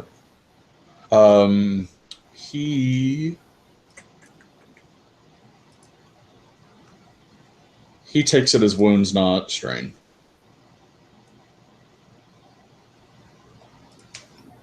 Because he's got a decent amount of strain now. All right. So you hit him. What do you want to do with the advantages? I can crit. Okay. Yeah. Roll that percentile. Please get high. All right, here we go, baby. 86. That ain't too shabby. All right. That has some potential. 86 I don't think is compromised. You got to upgrade it to get vicious, right? Your blade? Yeah, the basic weapon doesn't have it. Vicious, okay. Compromised. Increase the difficulty of all skill checks by 1 until the end of the encounter. Well, that's not so bad. That's a pretty decent. That's actually a pretty good one, considering like you either make or break it this encounter. Yeah. So next up. That's me, I guess. Okay. And I'm in medium range, so I'd have to take 2 strain to get there. Yep. Ah, boy. You got a stim pack? It's worth it, man. Like you said, this is the only encounter that you get. I guess okay, at this point, it's like, okay, I'm taking 2 more strain. Oh, God. So I'm at 12. And he coughs on you and you fall over. Borderline hell. For the Jedi Order. Okay, and I can't flip a destiny point. Yep. So all used up. 1 purple, 2 red, 2 black. Sorry. 1 purple, 2 red, 2 black. So I got 4 black. Yeah, because he gave you 2 last time. Oh, I can see where this is headed. Hell. Wait, 2 red, 1 purple? Yeah, 2 red, 1 purple, 4 black for you. I got this. Oh God. You can do it. The Force is with you. I believe in you. I have to admit, part of me almost like, what? Try that damn influence again, and maybe he's close to straining. I don't know. Oh, this is hard. Yeah, he's been healing his strain a lot, though. Yeah. I know. Got to keep it up. I'll strike. I'll strike. When facing off against the whole Jedi base, you better keep the strain moving. Because here's the thing: the next round he's taking me out, and I know it. Well, he's not going to have enough actions to take all of you out in a single round. I'm already out. I'm just 2 wounded. I'm on the ground, just Oh, that's true. Yeah. Well, there's a Jedi Temple Guard, 2 Padawans, and 2 of you. I don't think he can take all of you out in a single round. And Kevin misses. Oh, completely. 4 failures. But no threats, so no more strain from that, at least. And you got those blacks out of the way. Yeah. That's also true. All right, so, and then Chris is unconscious, so then it is the Temple Guard.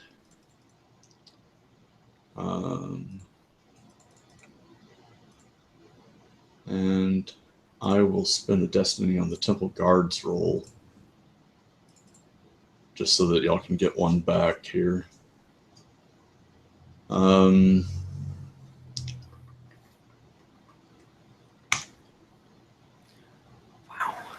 Oh, snap. So the Temple Guard bears back to attacking. The 2 advantage, the Temple Guard will pass 2 boosts along to the next ally to attack. And with the despair,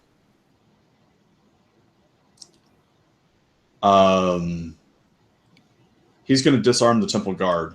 But for narrative purposes, the way I'm going to say it, rather than, because we've had enough lightsaber disarms. He reaches out with the Force and just grabs the weapon out of the Temple Guards and just flings it behind him, basically. Badass. Pulling the whole epic fight, flinging shit all over the place move. So the Temple Guard's done. Now it's the bad guys go. The Temple Guard has no weapon, so the bad Well, the Temple Guard has his other lightsaber, right? Didn't he already disarm him for the one? He tucked it under his arm and took it, right? Yeah, he did. No, the Temple Guard didn't grab it because the Temple Guard lightsaber is a 2-handed weapon. He just disarmed it from the guy. He took the blow to his gut and then yanked the hilt out so that it fell. So it's on the ground? Okay. Yeah. The bad guys go. He will maneuver to go over to his dropped weapon and pick it up.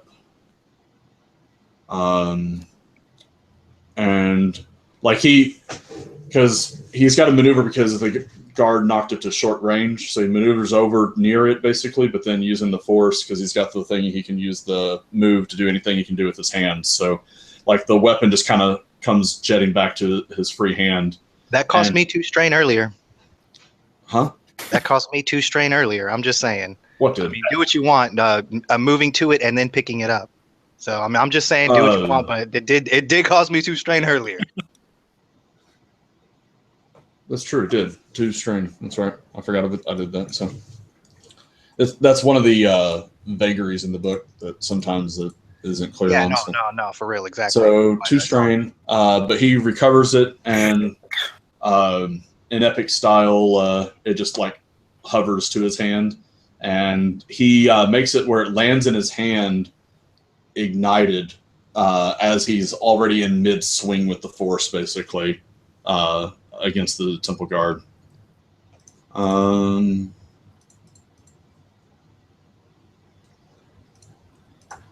And I'll spend another destiny point.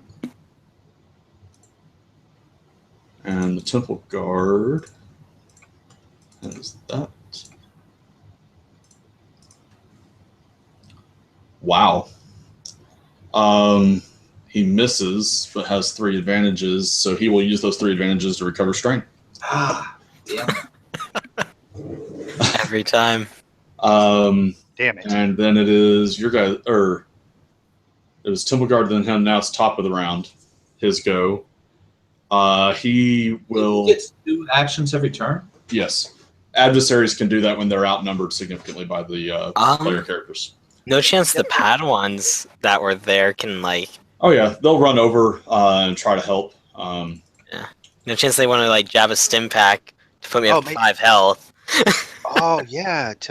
That's a good call. Actually, I will let that be a chance. What I'll say is that with the stim pack, or with the Padawans, because of varieties of training plus varieties of duties whenever the alarms go off, there's a 1 in 5 chance that one of them has a stim pack, and if so, he'll come over and inject you with it. So call your number 1 to 5. 4. 2. He does not. So they've got their training sabers, and they go to support the Temple Guard instead.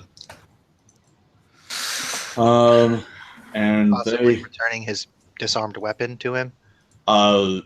No. They're a minion group, so they're going to attack with their training sabers.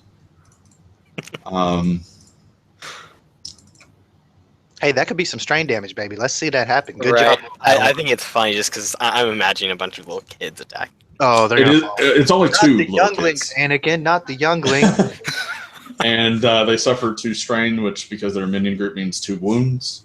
As, like, they come over and swing at him, and he effortlessly dodges them, and then just, like, elbows a kid in the face. Oh my gosh.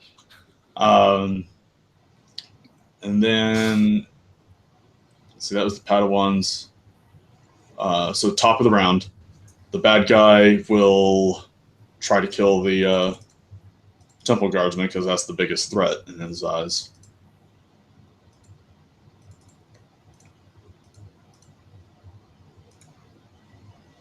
Hits, and with enough, with those advantages, since the damage is enough to... Did you do the upgrade from his critical? Oh, good Or the point. increased Or the difficulty? increased difficulty. Yeah. So misses. Right, baby. That's right. Go Hey. With 3 more advantages, so he will recover 3 more strain. Jesus. Hey, at least he's not killing off the Temple Guard yet. Yeah, the Temple Guard is absorbing attacks right now. I actually thought the alive. Temple Guard was going to die. I was like ready for him to drop. But then Well, if he had hit there, it would have. Yeah. Because he's already been hit once with a full-on lightsaber attack. yeah, so man. It doesn't take. I'm close enough. Because we're engaged with this guy, right? Yeah. We're all there. Well, mostly. Well, Oh, real actually, hang on fast, a I have a second. quick Hang question. on a second. I forgot a boost dice for Shicho Knight because he's now engaged with all of you. So he did hit with the 4 advantages. So he does drop the Temple Guard, and he'll recover an extra strain. As he strikes down the Temple Guard and turns to face the 2 of you and the two Padawans that are there, you guys like doing the whole like flanking maneuver, like each of you on one triangle point, and the Padawans are at the other, like watching each other and trying to help keep him on his toes. And he's just kind of does the turn, like, and he's just got this look of unadulterated glee at the moment as he strikes down the Temple Guard. And then it's he'll spend his maneuver to take defense stance, so he's got an extra set. He'll have an extra setback to attack you. And y'all's go. Go ahead, buddy. Oh, jeez. If you're not ready, I can go. You got 2 boosts coming to you, don't you? Yeah. Okay. Let's do this. I'll take Who has the best lightsaber combat skill? Two greens and 2 yellows for me. You got I have better 4 than I do. It'll work better for you. Okay, yeah. I usually don't attack, but well, actually, you know what, dude? Yeah, I'm not gonna attack. I'm on a defensive stance, because that's just how I roll. Pretty sure you can do both. Well, no. Oh, I guess I can, huh? Because the defensive stance is a maneuver. Right, and Appreciate you, man. You smart. there's a maneuver that everyone has access to that just gives a setback to your attack rolls and their attack rolls. But then if you have the talent like Kevin does, then it actually just upgrades their attack and you have no penalty. You just take a strike. No, I have to take the penalty, but that will be next round, so that's fine. Yeah, so I guess I will. I'll attack him. Let's do this. All right, so if you take that maneuver, then you have. No, I didn't take the maneuver yet. I'm going to do it. You're going to do it at the end? Okay, so it'll be difficulty of 1 purple, 2 red, and 3 setbacks. Okay. Actually, I'm going to make it 3 red and 3 setbacks. Okay, good. I'm going to flip 1 as well. Because I want to hit that triumph, baby. I'm going to get another crit on this With boy. 3 reds, you're like, a despair's probably going to show up. I just need the triumph to show up, too. Okay, that's what I'm saying, man. What's up?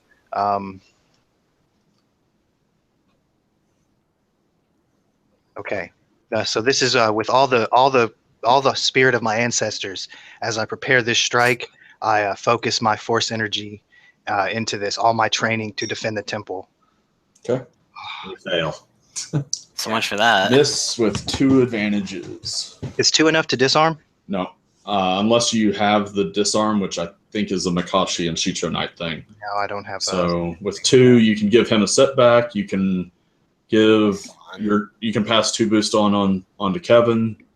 I'll give boosts because that'll help most. I think that will help the party the most. So as I draw his attention, opening him to a future attack for my ally who is in a very advantageous position, and then after that, after I fail my attack and sort of have a brief clash of blades, I fall into a defensive stance, ready for further attack. Okay.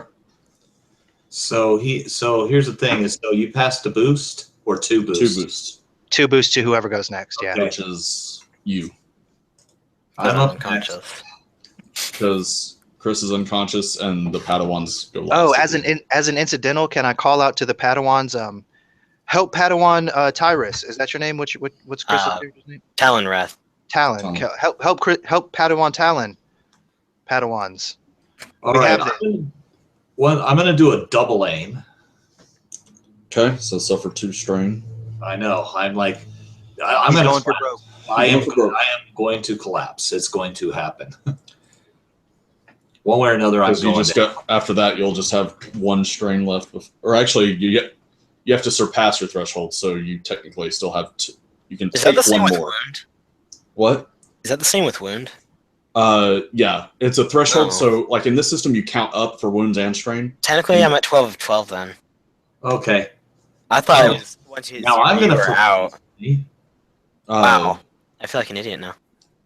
And so what am I going against? 1 purple, 2 red, 3 black. 1 purple, 2 red, 3 black? Yep. Okay.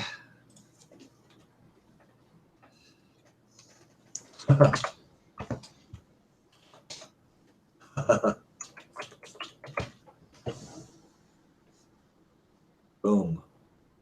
Oh. Nice. So that's a hit for ninja. Oh, wow. some wounds. I like. And wait, does the basic lightsaber do a crit on 2? Mine does. I think it does. I believe it's 2, yeah. So I could do double crits on this. So you could do a crit. You could either use, you could use the advantages and triumph however you want, but a crit right now has +10 because he's already got 1 crit on him. You could recover double crit, it'd be +20. So basically, I roll. Okay, so I got 2 crits, so it's +30 now because he's already got a crit. Correct? No, this roll would by default be +10. So the first crit is a +10, and then if you apply a second, then it becomes +20.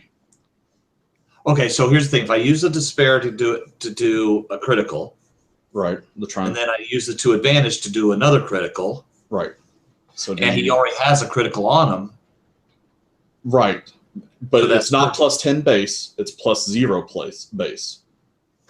It is? Yes. Like on Archie's roll, he just rolled a flat D100. There's no modifier unless you have vicious or lethal blows, or they have durable.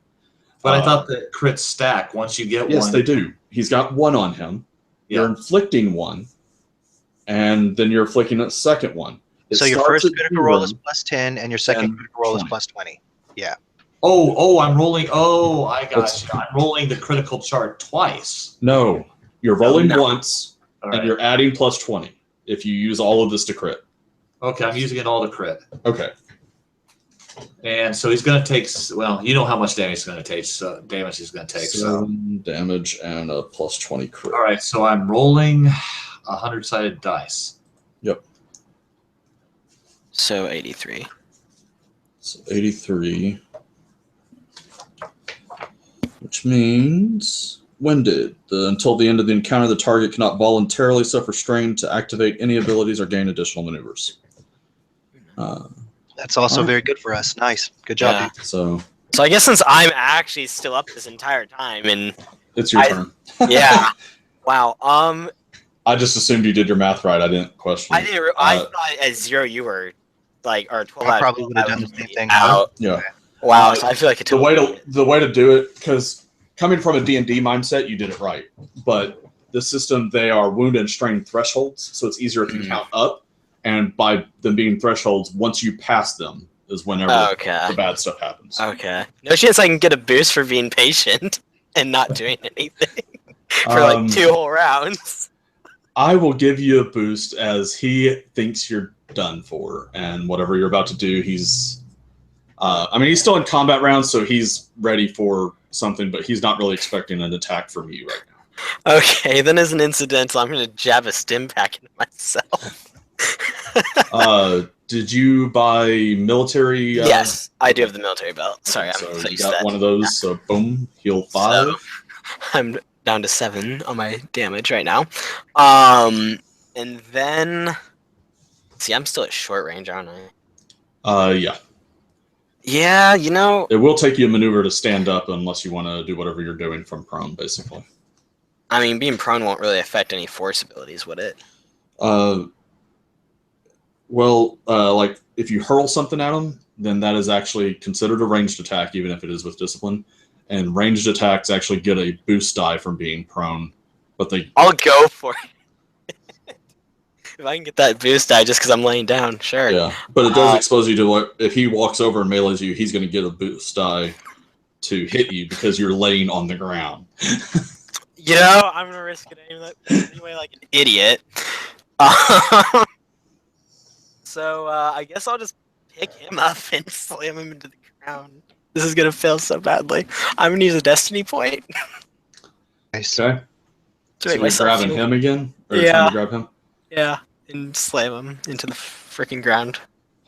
Okay, so it's normally... So he's still at 1, so it'd be... This is an attack roll against him, even though it's a weird way of doing it. So adversary actually applies. So that would make it 4 red. Oh yeah, you know. Because it's his discipline with adversary 3. Oh my god, I'm so screwed. Okay, let's do this. Yeah, did anyone get any boost to pass on by any chance? Nope, they used them up. That's they right. thought you were down right. 2. Yeah, we all thought I was dead because I was an idiot. Okay. You know, fuck life. Failed.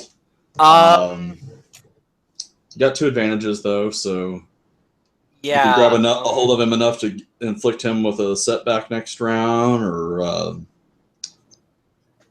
something along those lines if you want. Yeah, let's go with that. That'll Okay. make me feel better. All right, the Padawans go. Since Can I actually use 2 strain on top of that to crawl away to get into medium range? no, you can't use move maneuvers while prone. Oh well, I tried. Yeah. So the Padawans will again try to help out, because why not?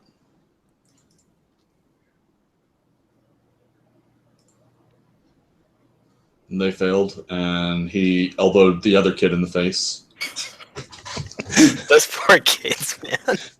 I mean, they're fighting for their lives and their temple alongside you guys, and y'all are laughing at not it. getting struck down. I'm not laughing. I just worry for their ass, man. Bad guys Killed go. offhand. Let's see, bad guys go. Let's see here. Eeny, meeny, miny, mo. Well, okay, so he took a defensive stance. So does that mean he has to take a black die, or he Yeah, he'll have a setback die, and then Chris inflicted him with a setback die, and he's got +1 difficulty. He will. And he can't voluntarily suffer strain. And some of those entries would give setbacks too, wouldn't they? The crits. No, none of the crits give setbacks. One of them is making it where he can't take a second maneuver, and the other one's giving him +1 purple dice. Much better than a setback dice on both of those regards. Isn't it upgrading it to a red? I thought it was upgrading. No, it was +1 difficulty. Oh, okay. So Would add to difficulty? yeah. Okay. All right. So his turn. I'm trying to remember who hit him. I did. Yeah, it was Y'all hit him about the same, really, because you did a little bit more damage, but and you both got a good crit, like because you were both in the 80+ crits. So I'm just annoying. Yes. Right now he's got 3 crits on him, right? 2. There's only been 2 crits on him. Oh, okay. Yours just stacked to be extra. Yeah, yours is just more impactful. I'm gonna say even is Kevin and odd is Archie, because I can't decide who he would attack here. Odd is It would Archie. be odd because I know forms 3 and 5. Yes. Yeah. All right. So Archie, what is your melee defense again?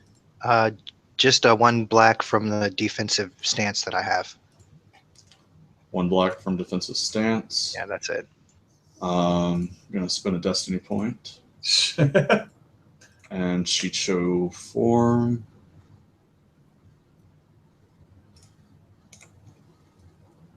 Oh my god. So that's 14 damage. Fuck me. That's kind of what he tried to do there. And then the 2 threat or 2 advantages, he will crit you. Jeez. 62 plus vicious 3, so 92. Well, vicious and lethal blows combined for 3. 93. At the brink, you suffer 1 strain each time you take an action. Okay, how much total damage again? 14. Okay, so I parry off 4, I take 10, and I fall to the ground with a grievous injury. Okay. Alrighty. And you're down. I call out, as I call out, I call the name of my master. And maybe he hears it across the galaxy, the force, as I fall to the ground.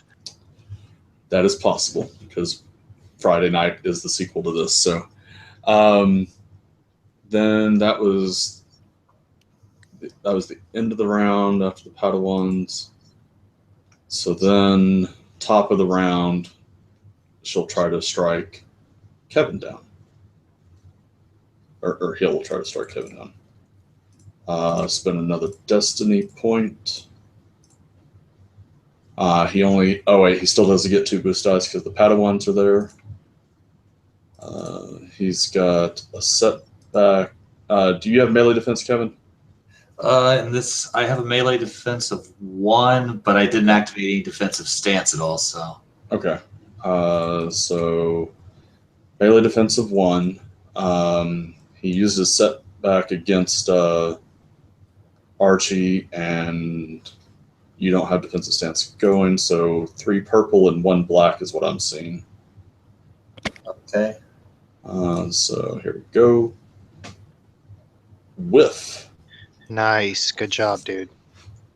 He missed you altogether.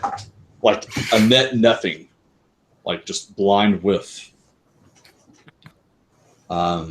So then it is your guys' go. I'm the only one left. Well, no, I'm still up again. You're still up? Yeah. And there's the 2 I'm Padawans. an idiot. All right. I'm going to aim. Jeez. That sounds so silly to say right now. Take everything you can get. Yeah, man. If you have a way of getting a bonus, this is the type of fight to use it in. Yeah, I just remembered a bunch of things I can actually do, so I feel like an idiot again. Okay. Well, as I said, I'm just waiting for that hit to come. That's because it's going to happen. So what am I rolling against? I don't have much this time. You're rolling against 1 purple, 2 red, 2 black. I could roll a despair so easy on this. Go ahead and flip if you want, man. We got Actually, you only have like a 20. Well, how many red is there? There's 2 red, and each one has a 1 out of 12 chance. Yeah. Yeah. If I upgrade, I'll upgrade the destiny. What the hey? Seems like we're alternating on them now anyway. So. Yeah, man, it's worth it right now. At this All right. Here we go.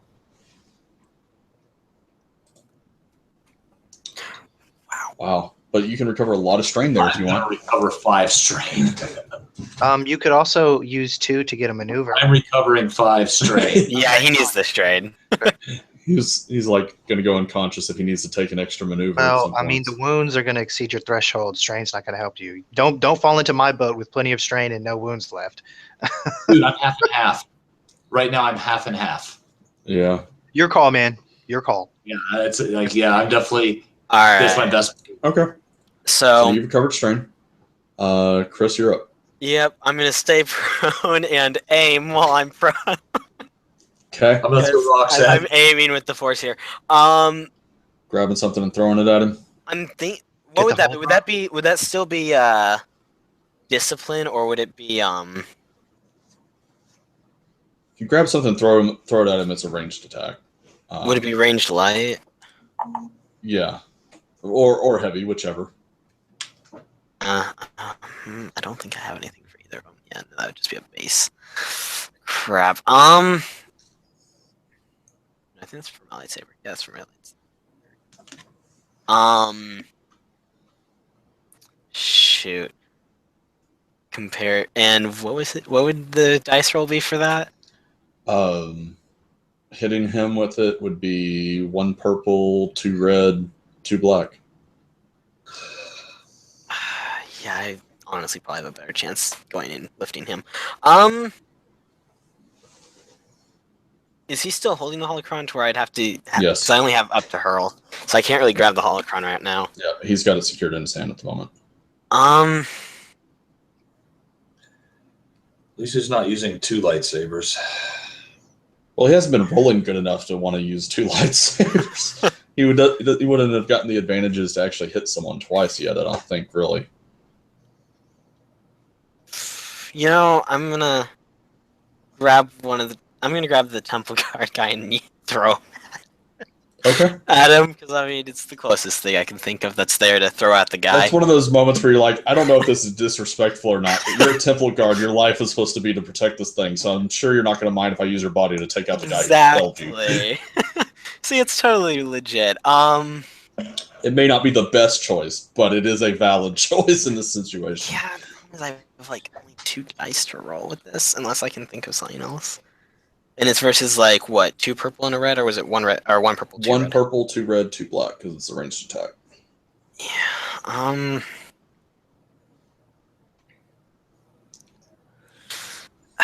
There's no way I'm pulling this off. It's been Destiny too. Actually, I'm gonna take 2 strain and make this a maneuver, because I do have the option to do that once per session. Okay. To make a maneuver, force as a maneuver for 2 strain. Okay. This is your ally. Yeah. We're gonna see if it pays off for me with this really crappy idea of a roll. I'm gonna upgrade using Destiny Point to get a yellow for my roll. I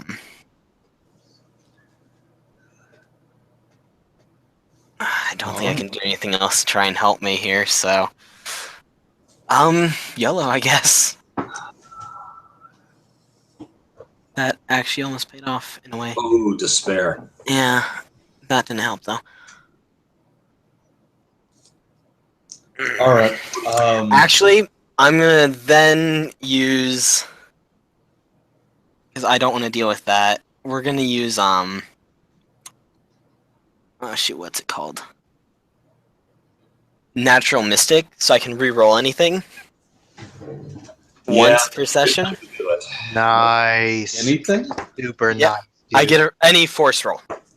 Any force Wow. roll. Yeah, reroll any that's one pretty force nice. power. That's pretty handy right here. At least get a despair not to show up. Perfect. Yeah, at the so I climax. mean, even if I fail this miserably, I don't care because I stopped him from completely obliterating me with that. And it paid off!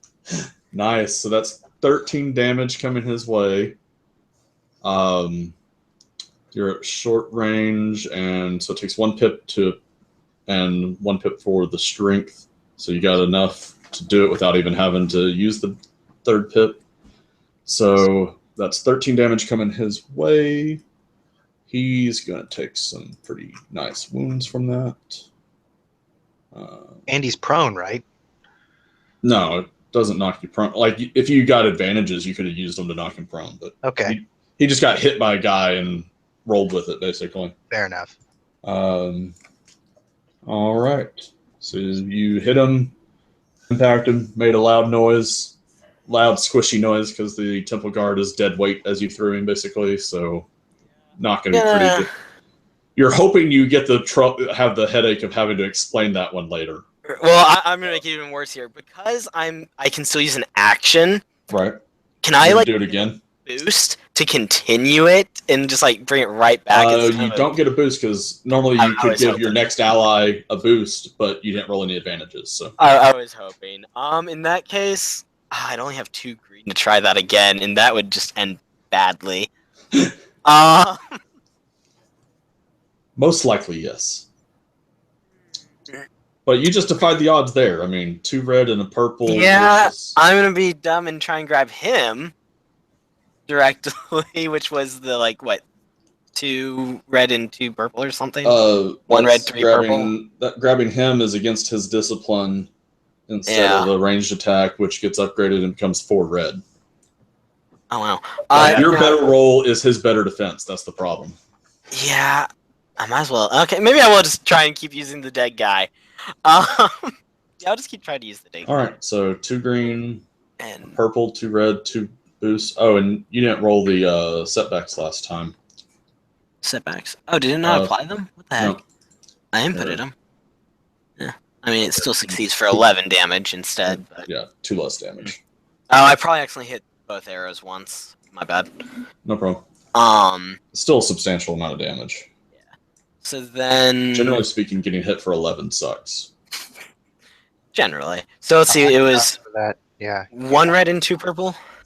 1 red, 2 purple versus 2 green, and you got 2 boosts and 2 setbacks.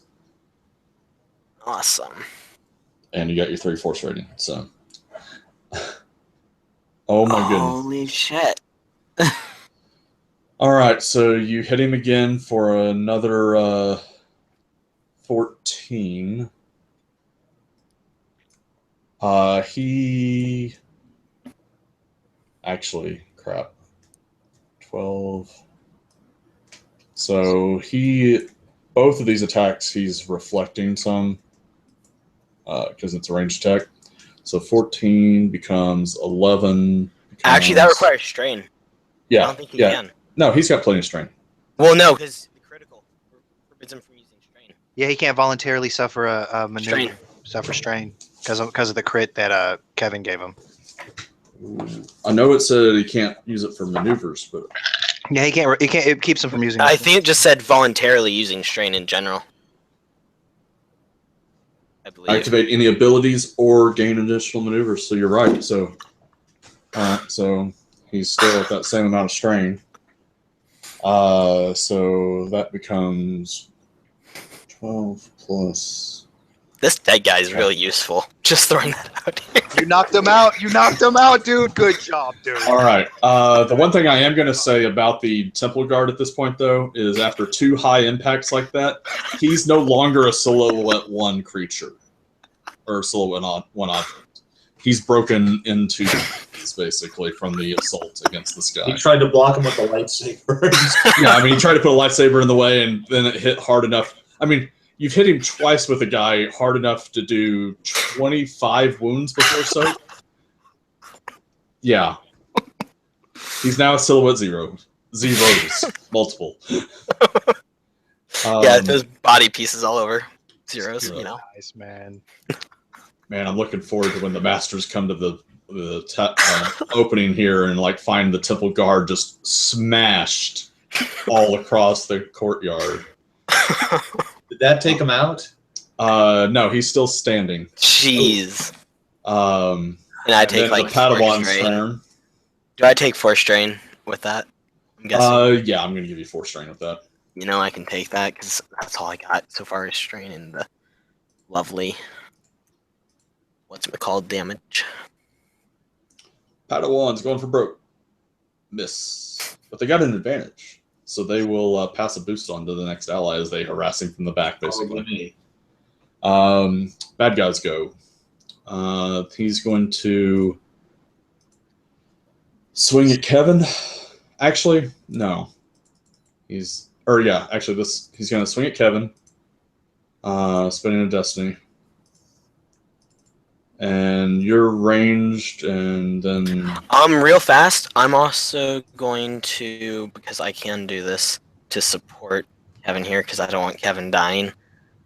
I have another lovely thing that once per session, I may add 2 setback to NPC's skill check. Okay. Sense advantage. Yep. So, 2 setback. Alrighty. He upgrades all his checks from that first crit. Yep. And for his maneuver, he's going to aim. Oh. Wow, 1, I tried, 2, man. 3, I 4, tried. 5. So that's 13 damage coming your way, Kevin.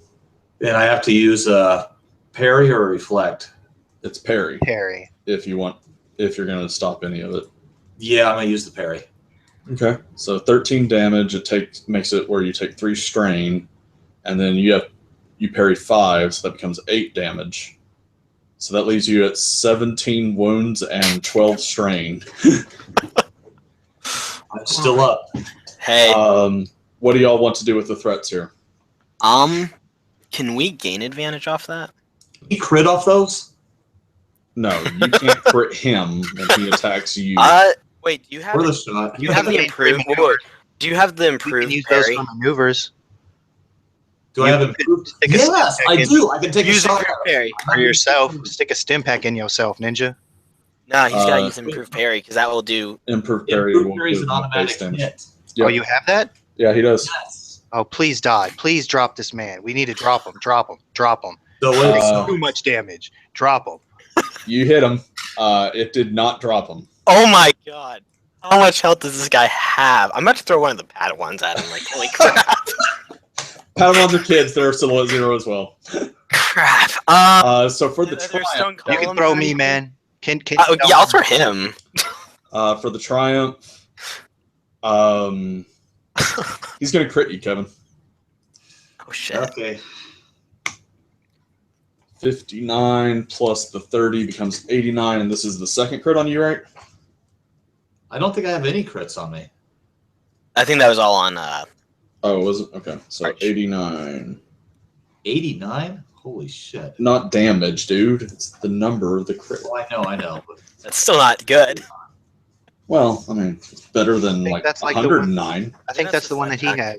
The first Yeah, one that he took. The setback. Upgrade I of the think it green. is. To add a green, I mean. Or add a purple. No, yeah, you add a purple to the difficulty of all skill checks until the end of the encounter. Oh, okay. okay, hold on. I'm going to write that one down. Of course, you'll probably remember. Well, I mean, so does he. So I mean, And then top of the round, at this point, All checks, you said? all skill checks until the end of the encounter. at this time, coming over the coming up like because remember you guys are on like the courtyard of like a plateau, so Yeah. like, you're looking out over like a valley type thing, and the sound of the ship that you heard before, you now see the ship because it's doing the whole like comes out of view like right behind him, pointed at you guys. So this is the ship that shows up, and it is going to lay down strafing fire over the entire courtyard, basically. And for this guy's maneuver, he's going to run to the ship, and for his action, he jumps into the nothingness and he's going to try to land on the ramp. And let's see here. It's going to be by default, because of the covering fire, that's going to give him 2 setbacks, and it's default 2 difficulty for the jump, which becomes 3 because of his injury. So then, can't remember if it's athletics or coordination he would use here. Athletics. So he removes 1 setback due to his talents. And then he's going to spend a destiny point. Can we spend a destiny point to make it harder on him? Yes. Do this. Yeah, I'm done with that. Sweet. Oh, So 1, 2, 3, 4, 5 successes and a triumph. So he lands, and the triumph will be that he manages to land in such a way that he's able to hit the panel to start the ramp up immediately. Like, no chance of anyone following him. So then there's the 4 threats.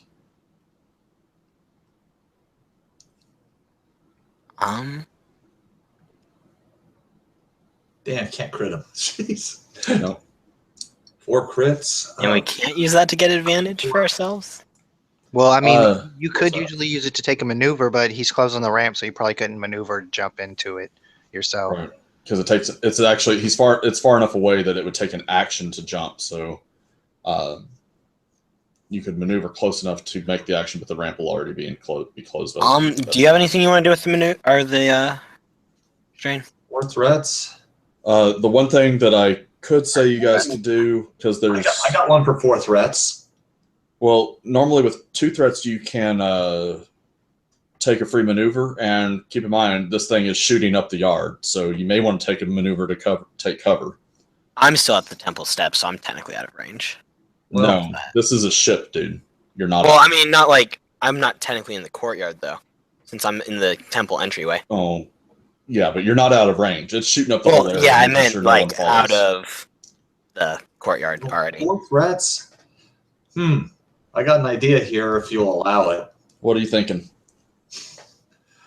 When he jumps up on the ramp, the holocron falls from his belt. No, because then there's no real reason for the masters to go chasing him. I Okay. figured that was the whole thing, which is why I kept trying to grab it. I'm like, no, we must keep it. Let's see here. And if I run into the courtyard to get closer to being Then you might get short shot. range, I'll get shot possibly.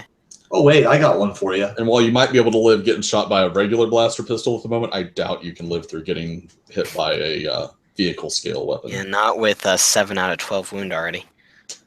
I got 2 other possibilities I can work with here. Okay. Number 1,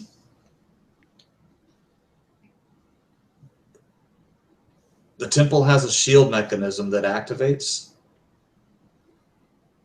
No, it's not a military compound. Or number 2. And we're several centuries away from the last time that there was a major war that the Okay, the other, Jedi were involved in. one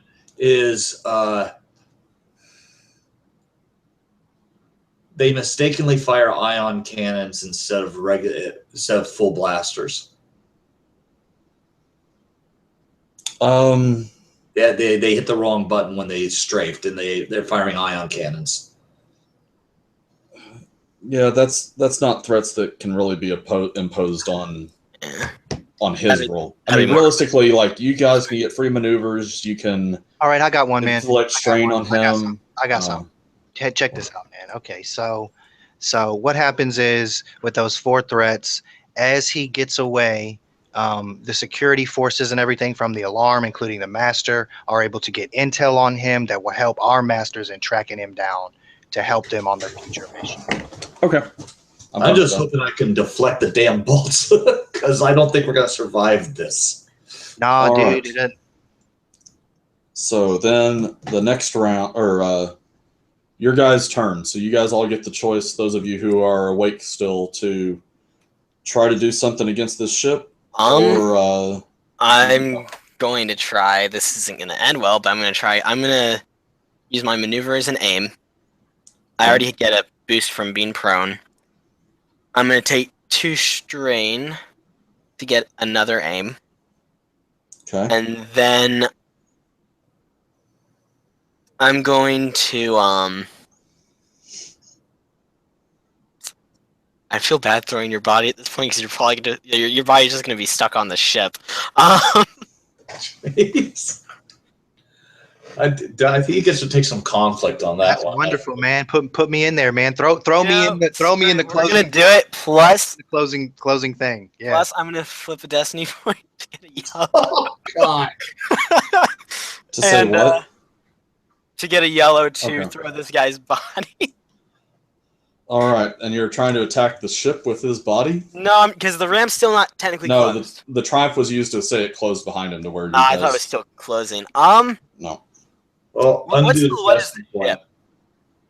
the ship silhouette? Because as long as it's within 1 silhouette, I can still do full. Okay, never mind. Your body is not going to do shit to that. So I'm going to not do that. Can I... What would the door alone be silhouette-wise?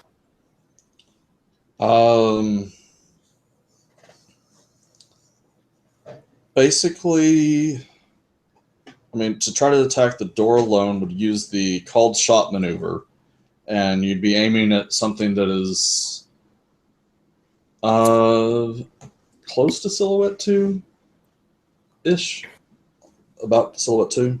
Crap, I can only do up to silhouette 1, I think. Because I only have 1 strength mod. Because I mean, this is a silhouette 4 ship's. Okay, so but the body could technically damage the ramp and bust it open because it's a silhouette 1, and that's within 1 of the door. In theory, yeah, not likely, but in theory. I'm desperate here. Okay. Okay. Go for it. I mean, you guys have any better ideas for trying to stop this? I will point out that if you... you're not going to turn into a knight if you throw your Padawan ally to his death like that. I mean... Bro, well, I mean, right. Are you dead already? Are you you don't know. You don't know. He could just be unconscious. He's just on the ground. Oh, well. And the other thing is that if you stay in the courtyard this round, you will suffer a potential starship weapons hit. You know... Because they're not just like covering fire, they are strafing. Yeah, I guess they are just trying to kill us at this point. Okay, since they're just trying to outright shoot us to death, instead of my aiming, I guess I'll just get up and take 2 strain to run back inside the temple. Okay. Because screw dying when there's no point. Because there's literally nothing I can really do. Actually, I will still take an action to grab before I start running in. Actually, before I even stand up, I'm gonna that way I still get a boost die on this. Well, I need it to grab him and try and pull him over. And my ninja, you have my eternal gratitude. Archie, what brawn do you have on that guy? 2. 2? Then no, I'm not gonna make you make an actual check to haul him in. He's not super massive. Or okay, so as long as I just get the force pips for it. Just spend the strain to get the extra maneuver, and you're able to get to him, get him, and you're both. I'm just going to grab him with the force and throw him inside. Like throw him to you as you're running Yeah, in, just type thing, catch him and just roll inside. Gotcha. Yeah, if Okay. I get the force points for it. So Yeah, so roll the force die. I'll just take the conflict. Okay, yeah. I think Save his life. You're stressed out enough in this situation. I think that's... Wait, you can't take conflict because you can't flip a boost die. No, conflict is... Destiny point, which I just flipped. Yeah, he's good, man. Yeah, he's good. Or yeah, actually, it's strain. I do take a, like, 2 strain. 2 strain, which I can Don't you take. have to flip a Destiny die? Did he use a dark side point? He did. I did. Oh, I didn't see that. Okay. Yeah. So then it is Chris's choice of actions. That was my thing, getting inside. Or not Chris, yanking him. Kevin. Oh. Well, at this point, it's like we're being strafed on it. Yeah, I'm making a run into the building. Okay. All right. So then the Padawans are going to follow suit and try to get in. Actually, I'm gonna hope they just. I'm gonna hope they think he's. Actually, I'm gonna try. I'm gonna shoot him. I'm actually gonna try to grab the Padawans and run them in. Best I can. Then that's fine. You help them get in time. The door you guys run into, since everyone's running into the building, becomes the target of the attack.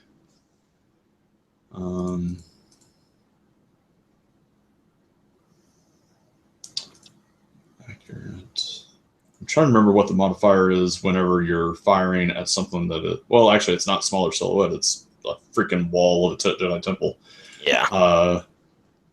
And it's effectively at engaged range. Boom, boom. And they're going to take +1 difficulty to use the auto fire cannons. Oh my. Oh jeez. I've never seen a triple triumph. So remember I just said that the Jedi Temple was built into the rock face and stuff? Yeah.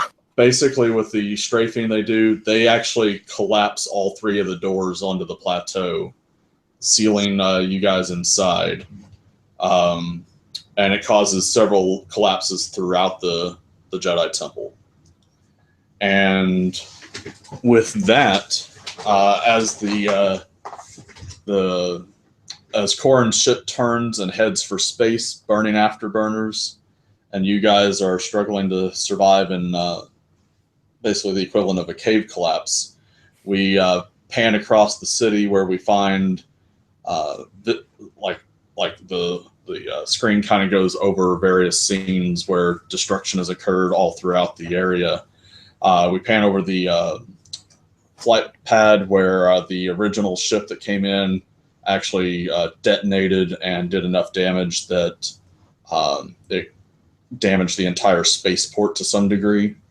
And then it pans to where, come to find out,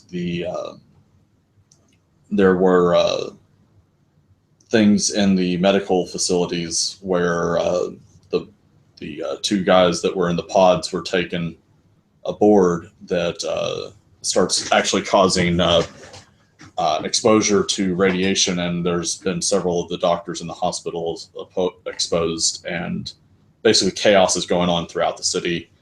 And as far as most people are aware, the Jedi Temple isn't even been attacked yet. Most people aren't even aware of it yet. And the screen will go to black as we pan over one last thing, which is the Jedi Master that you guys kept wanting to call with a triumph or despair against you.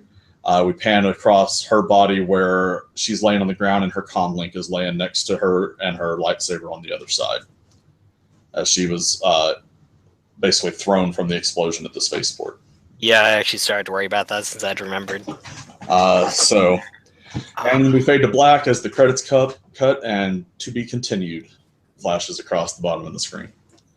So for those watching now or in the future, we hope you enjoyed the session, and we will pick up Friday night as the Jedi Masters come across this destruction as they've returned to tell their students that they have all qualified to become Jedi Knights.